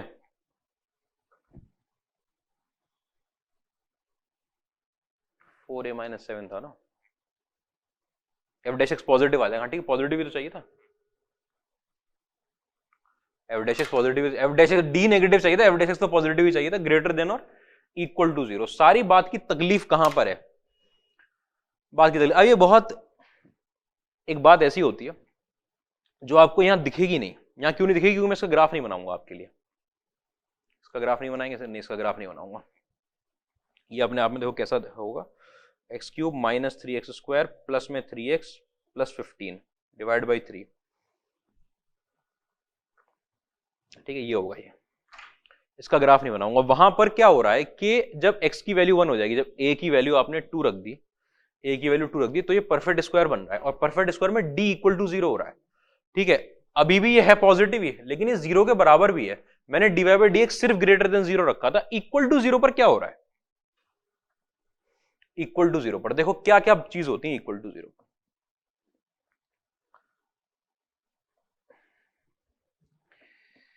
f dash x is equal to x square जब a की वैल्यू 2 है, और 8 पे भी सेम काम होगा, माइनस 2x प्लस 1, ये आपके पास निकल कर आया, इज इक्वल टू 0 रखा मैंने, is equal to 0। f dash x जहां पर 0 होता है वहां पर, मतलब अब सर आप निकालने जा रहे हो point of extrema, point of extrema क्या है, तो मिनिमा आएगा या मैक्सिमा आएगा। इसको 0 रखा, x की वैल्यू 1 आ गई, इसका मतलब ये आपका पॉइंट ऑफ एक्सट्रीमा है। पॉइंट ऑफ एक्सट्रीमा का मतलब या तो ये मिनिमा का पॉइंट है या मैक्सिमा का पॉइंट है, ठीक है, मिनिमा या मैक्सिमा का पॉइंट। आओ, कि मिनिमम मैक्सिमा के पॉइंट में क्या दिक्कत होती है, देखो ये दिक्कत होती है कि 1 पे अगर मैक्सिमा का पॉइंट आया तो ऐसे जाएगा, अगर आप ऐसे जाएगा तो मैग्नीट्यूड 1 हो जाएगा, या अगर मिनिमा का पॉइंट आया तो ऐसे जाएगा, अगर आप ऐसे जाएगा तो मैग्नीट्यूड 1 हो जाएगा, दोनों ही केस में। आप देखते हैं पॉइंट ऑफ एक्सट्रीमा ये अच्छा। तो f डबल डैश x निकाल के चेक कर लेते हैं क्या, f डबल डैश x आया 2x माइनस 2, 2x माइनस 2, ठीक है, 2x माइनस 2 आया, मतलब 2 टाइम्स x माइनस 1 आया, और f डबल डैश x पे चेक नहीं किया था, 1 पे चेक किया जाएगा, जिस जगह पर पॉइंट ऑफ एक्सट्रीमा है वो पुट करके ये 0 आ गया। आपने कहा सर डबल डेरिवेटिव अगर पॉजिटिव आता तो बोल देते मिनिमा का पॉइंट है, अगर डबल डेरिवेटिव नेगेटिव आता तो बोल देते मैक्सिमा का पॉइंट है। ये डबल डेरिवेटिव तो 0 आ गया, ये तो 0 आ गया। उस टाइम पे क्या होता है जब डबल डेरिवेटिव, तो एक तो फर्दर चेक होता है वो, लेकिन जनरली फर्दर चेक की जरूरत नहीं पड़ती, यहीं पे बता देते हैं कि ये अपने आप में ना मिनिमा होगा ना मैक्सिमा होगा, ये होगा point of inflection, point of inflection. इसे ऐसे भी लिख दिया जाता है, एक्स से भी लिख दिया जाएगा, point of inflection. Point of inflection कहां पढ़ेंगे, एप्लीकेशन ऑफ डेरिवेटिव में। पॉइंट ऑफ इन्फ्लेक्शन क्या चीज होती है, पॉइंट ऑफ इन्फ्लेक्शन वो चीज होती है जहां पे फंक्शन अपनी कॉन्केविटी बदल रहा होता है। कॉन्केविटी कैसी होती है, ऐसे दिखने वाला फंक्शन, ये कॉन्केव डाउन अगर ऐसे हो जाए, ऐसे वाला फंक्शन, ये नीचे है ये ऊपर है, ऐसे था फंक्शन नीचे की तरफ, अब अगर ऐसे हो गया तो कॉन्केविटी बदल रहा है, वो पॉइंट ऑफ इन्फ्लेक्शन होता है। मैं आपको समझाता हूं कि अगर आपके पास y is equal to x cube है, बिल्कुल सबसे सिंपल एग्जांपल यही है भाई, आपने dy बाई डी एक्स निकाला, ठीक है, 3x स्क्वायर आ गया, इसको जीरो पुट कर दिया, x is equal to zero, ये क्या आना चाहिए आपका, पॉइंट ऑफ एक्सट्रीमा। एक्सट्रीमा का मतलब या तो मिनिमा या मैक्सिमा। आपने कहा तो चेक करना पड़ेगा डबल डेरिवेटिव लेकर, भाई जीरो रखते हैं, x की जिस वैल्यू के लिए डेरिवेटिव जीरो हो जाए वहां तो मैक्सिमा आता है मिनिमा आता है, ये तो पढ़ा है ना आपने, इतना तो पढ़ रखा है। डबल डेरिवेटिव लिया तो वो निकल कर आ गया 6x, और उसको जब आपने x is equal to zero पर चेक किया तो वो भी जीरो आ गया। x is equal to zero पर पॉइंट ऑफ मैक्सिमा मिनिमा, जरा एक्स क्यूब का ग्राफ बना लो जरा। हाँ भाई ये होता है x is equal to zero, ये क्या ये पॉइंट ऑफ मिनिमा है मैक्सिमा है क्या कुछ, ये पॉइंट ऑफ मैक्सिमा ऐसा होता है, ऐसा ऊपर की चोटी नीचे, ठीक है, मिनिमा ये क्या, ये पॉइंट ऑफ मैक्सिमा है, पॉइंट ऑफ मिनिमा है, आपको तो पता है, लेकिन आपने रट रखा है कि डी बाई डी एक्स को जीरो रखेंगे तो एक्स की जो वैल्यू आएगी वो पॉइंट ऑफ मैक्सिमा देगा या पॉइंट ऑफ मिनिमा देगा। क्या दे रहा है यहां पर, ये क्या दे रहा है, पॉइंट ऑफ मिनिमा दे रहा है कि पॉइंट ऑफ मैक्सिमा, कुछ भी नहीं दे रहा। तो फिर क्या हुआ, फिर आपने देखा डबल डेरिवेटिव टेस्ट पे कि अच्छा मैक्सिमा मिनिमा चेक तब होता अगर पॉजिटिव आ जाता डबल डेरिवेटिव तो मिनिमा होता, और नेगेटिव आ जाता डबल डेरिवेटिव तो मैक्सिमा, लेकिन पॉजिटिव और नेगेटिव के अलावा अगर वो जीरो आ गया तब क्या है, तब है पॉइंट ऑफ इन्फ्लेक्शन। क्या बोला सर आपने पॉइंट ऑफ इन्फ्लेक्शन को, जहां पर फंक्शन कॉन्केविटी बदलता है। कॉन्केविटी देखो नीचे की तरफ मुंह किया हुआ था और इस पॉइंट के बाद ऊपर की तरफ मुंह कर लिया, फंक्शन ने अपनी कॉन्केविटी बदल दी, किस पॉइंट पे बदली है, पॉइंट ऑफ इन्फ्लेक्शन पे, वहां पर भी डेरिवेटिव कैसा आता है, जीरो आता है, वहां पर भी डेरिवेटिव जीरो आता है। अच्छा तो इसका मतलब जो वन था वो मैक्सिमा और मिनिमा का पॉइंट नहीं था, कहां चलेगा भैया के क्वेश्चन पे थे ना, हाँ, कि अगर यहां पर डेरिवेटिव जीरो हो रहा है, f dash x is equal to 1 पर जीरो हो रहा है, जीरो हो रहा है, ए की वैल्यू 2 रखने पर x is equal to zero हो रहा है, लेकिन वो मिनिमा या मैक्सिमा का पॉइंट नहीं है, डेरिवेटिव तो जीरो हो रहा है। डेरिवेटिव आपको पॉजिटिव रखना होता है या नेगेटिव रखना होता है, ठीक है, तब आपका इंक्रीजिंग है या डिक्रीजिंग है, ठीक है। उसके अलावा तकलीफ क्या आती है, अगर डेरिवेटिव जीरो हो जाता है तो फंक्शन ऐसा हो जाएगा, ऐसा हो जाएगा तो इंक्रीज करके फिर डिक्रीज कर रहा है, पॉइंट ऑफ मैक्सिमा आ रहा है, हॉरिजॉन्टल लाइन दो जगह कट कर जाएगी, फंक्शन क्या बन जाएगा, many to one. Point of inflection की बात खत्म हो गई, अभी जो उसके बारे में समझा रहा था हो गई, दोबारा सुन लेना क्या बात बोली थी। जहां पे फंक्शन कॉन्केविटी बदलता है, मैं ये एप्लीकेशन और डेरिवेटिव में लिखवाऊंगा इसलिए नहीं लिखवा रहा यहां पर। बात सुनना, डेरिवेटिव अगर जीरो आ गया, आपने कहा sir x is equal to 1 पे डेरिवेटिव जीरो आ रहा है, हमको स्ट्रिक्टली इंक्रीजिंग के लिए डेरिवेटिव चाहिए था पॉजिटिव, वो पॉजिटिव तो है ही, परफेक्ट स्क्वायर है, वो एक जगह जीरो भी आ रहा है। अगर मेरा डेरिवेटिव जीरो आ रहा है इसका मतलब पॉइंट ऑफ मैक्सिमा या मिनिमा मिल रहा होगा पुराने कॉन्सेप्ट के हिसाब से आपको, तो पॉइंट ऑफ मैक्सिमा या मिनिमा मिल गया अगर, तो तकलीफ क्या होगी कि उस जगह पे फंक्शन अगर मैक्सिमा मिला तो ऐसा हो जाएगा, ऐसा हो जाएगा तो हॉरिजॉन्टल लाइन दो जगह कट कर जाएगी, अगर हॉरिजॉन्टल लाइन ने दो जगह कट कर दिया तो फंक्शन मैनी टू वन हो जाएगा। आपने बोला हमें सिर्फ एक ही वो वैल्यू चाहिए जहां के लिए फंक्शन 1 to 1 रहे, तो आप ये चेक करोगे कि मैनी टू वन तो नहीं है कहीं यहाँ पर, ये देखना एक क्वेश्चन में बहुत तकलीफ है इस क्वेश्चन में। तो आपने देखा x इज इक्वल टू 1 पे मैक्सिमम मिनिमम आ भी रहा है कि नहीं, आप लेके गए x इज इक्वल टू 1 पर, वहां पे डबल डेरिवेटिव जीरो आ गया। अच्छा इसका मतलब वहां मैक्सिमा और मिनिमा नहीं आ रहा था, वहां पॉइंट ऑफ इन्फ्लेक्शन आ रहा था, वहां फंक्शन अपनी, क्योंकि क्यूबिक था तो क्या कर रहा था, कॉन्केविटी बदल रहा था, क्यूबिक था ना फंक्शन, कॉन्केविटी बदल रहा था। कॉन्केविटी बदलने से मैं आपको दिखाऊं, फंक्शन लेफ्ट टू राइट ऊपर जा रहा है, वो ऊपर ही जाते रहा, उसके इंक्रीजिंग या डिक्रीजिंग नेचर पे कोई असर नहीं आया, लेफ्ट टू राइट जाते में कोई असर आया, इंक्रीज लेफ्ट टू राइट में ऊपर ही जा रहा है, इंक्रीज कॉन्केविटी भले ही बदल दी उसने लेकिन इंक्रीजिंग डिक्रीजिंग नेचर पे असर नहीं आया। तो इसका मतलब कि जो x इज इक्वल टू 1 पर है वहां पर आपका जो असली जो फंक्शन था, ये तो f डैश x है, यहां पे डेरिवेटिव जीरो, डबल डेरिवेटिव भी जीरो, ये पॉइंट ऑफ इन्फ्लेक्शन कौन सा, पॉइंट ऑफ एक्सट्रीमा नहीं, अब ये क्या बन गया, पॉइंट ऑफ इन्फ्लेक्शन। एक सिंपल लिख दिया जाए, x is equal to 1 is point of inflection. और जो पॉइंट ऑफ इन्फ्लेक्शन होता है वहां पर मैक्सिमम मिनिमा तो आता नहीं है, वहां पर इंक्रीजिंग और डिक्रीजिंग नेचर भी चेंज नहीं होता। अब दिखा दिया मैंने आपको एक्स क्यूब में एग्जाम में, वहां पे इंक्रीजिंग और डिक्रीजिंग नेचर चेंज नहीं होता, नहीं। अच्छा इसका मतलब कि फंक्शन पूरा कैसा था, इंक्रीजिंग था। एक जगह पर जो डेरिवेटिव जीरो आया वो मैक्सिमम मिनिमा की वजह से नहीं आया, पॉइंट ऑफ इन्फ्लेक्शन से, और उस पे इंक्रीजिंग नेचर चेंज नहीं होगा आपका, तो फंक्शन अभी भी कैसा है आपका एफ एक्स, इंक्रीजिंग। ये तो कैसा है 1 to 1 है। वो इंक्रीजिंग आया कब, वो ये वाला जो पॉइंट ऑफ इन्फ्लेक्शन तक कब आया, जब आपने ए को क्या रखा, 2 रखा। इसका मतलब अगर मैं 2 को, बाउंड्री पॉइंट को यहां पर इंक्लूड कर लूंगा तो कोई तकलीफ नहीं होगी। 2 to 8 ओपन इंटरवल निकाला है ना, वो सिर्फ इस 2 वैल्यू के लिए। अगर मैं इसको इंक्लूड कर लूंगा, इसको इंक्लूड करूंगा, तो मेरा F dash x greater than और इक्वल टू 0 आ जाएगा। उसमें जो वो इक्वल टू 0 वाला पॉइंट है वो मैक्सिमा का पॉइंट नहीं है, मिनिमा का पॉइंट नहीं। वो कौन सा पॉइंट है, वो पॉइंट ऑफ इन्फ्लेक्शन है। वो उसके इंक्रीजिंग नेचर को, जो उसका इंक्रीजिंग नेचर है, चेंज नहीं करेगा। इसका मतलब ए इज इक्वल टू 2 रखने पर इंक्रीजिंग नेचर चेंज नहीं होता, मतलब 1 to 1 से मैनी टू 1 में नहीं जाता, 1 to 1 ही रहता है। तो ए की वैल्यू 2 रख सकते हो। Similar concept a is equal to 8 के लिए लगेगा, आप लगा लेना। जितनी सारी बात बोली रिपीट कर करके देख लेना। क्या बात बोली है कि at a is equal to 2, a is equal to 2, f dash x is greater than or equal to 0. Here f dash x is equal to 0 is not because of maxima or minima. It is due to, यही सबसे ज्यादा तकलीफ की चीज होती है आपके लिए, पॉइंट ऑफ इन्फ्लेक्शन। किसकी वजह से, पॉइंट ऑफ इन्फ्लेक्शन की। पॉइंट ऑफ इन्फ्लेक्शन कौन सा, जहां कॉन्केविटी चेंज, कॉन्केविटी का ये जो मुंह खुला होता है ना फंक्शन का, नीचे खुला है अब ऊपर खुला है, कॉन्केविटी बदल गई। It is due to point of inflection. And point of inflection does not change the increasing और decreasing nature. This implies fx is increasing. अगर a को 2 रखेंगे तब भी fx कैसा है, इंक्रीजिंग है। बात समझ में, ठीक है। तो सिमिलरली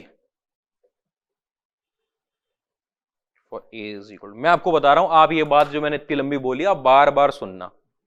पॉइंट ऑफ इन्फ्लेक्शन ये तो बहुत सिंपल, ये सर इतनी एनालिसिस करनी पड़ेगी, बहुत सिंपल एनालिसिस है। एप्लीकेशन ऑफ डेरिवेटिव में जो एनालिसिस आती है ना, उनके मुकाबले बहुत सिंपल, बिल्कुल सिंपल एनालिसिस है कि पॉइंट ऑफ इन्फ्लेक्शन आ गया, हाँ ठीक है इंक्लूड करेंगे, इंक्रीज डिक्रीज नेचर चेंज नहीं होता। इतनी लंबी बात जो समझाई है ना, ये बहुत सिंपल, मतलब ये एकदम 2 + 2 = 4 एनालिसिस है ये, जो आपका एप्लीकेशन ऑफ डेरिवेटिव में एनालिसिस आती है, ठीक है। Similarly for a is equal to, इसका मतलब ए की वैल्यू 2 और 8 को इंक्लूड करते हुए, अगर इसके काउंटर पॉइंट आपको मिल जाता, देखो हो सकता है कि आप ढूंढ के लाओ सर ये वाला पॉइंट आपने मिस कर दिया, तो एक काउंटर पॉइंट निकला है कि नहीं 2 और 8 नहीं हो सकते, लेकिन मुझे पॉइंट ऑफ इन्फ्लेक्शन में नहीं दिख रहा है अभी। जितना कॉन्सेप्ट अभी हम लगा पाए, अभी मेरे दिमाग में आ पाया, उस हिसाब से 2 और 8 इंक्लूडेड हैं। वहां पे पॉइंट ऑफ इन्फ्लेक्शन आ रहा है, मैक्सिमम मिनिमा नहीं आ रहा। मैक्सिमम मिनिमा तकलीफ देता आपको, वो इंक्रीजिंग से डिक्रीजिंग बनाता, मैनी टू 1 कर देता फंक्शन। खैर, इस क्वेश्चन के बाद मुझे उम्मीद है कि दम आप में नहीं रहा होगा, मुझ में भी नहीं है। काइंड ऑफ फंक्शन भी आज खत्म नहीं हो पाया। अच्छा चलो, तो थोड़ा सा पार्ट रह गया है, ठीक है। 60% चैप्टर हुआ है अभी, तो आपका भी तो बहुत बचा है यार, ठीक है। देखते हैं बाकी फिर नेक्स्ट टर्न पे। असाइनमेंट वगैरह करो, बुक्स लगाओ।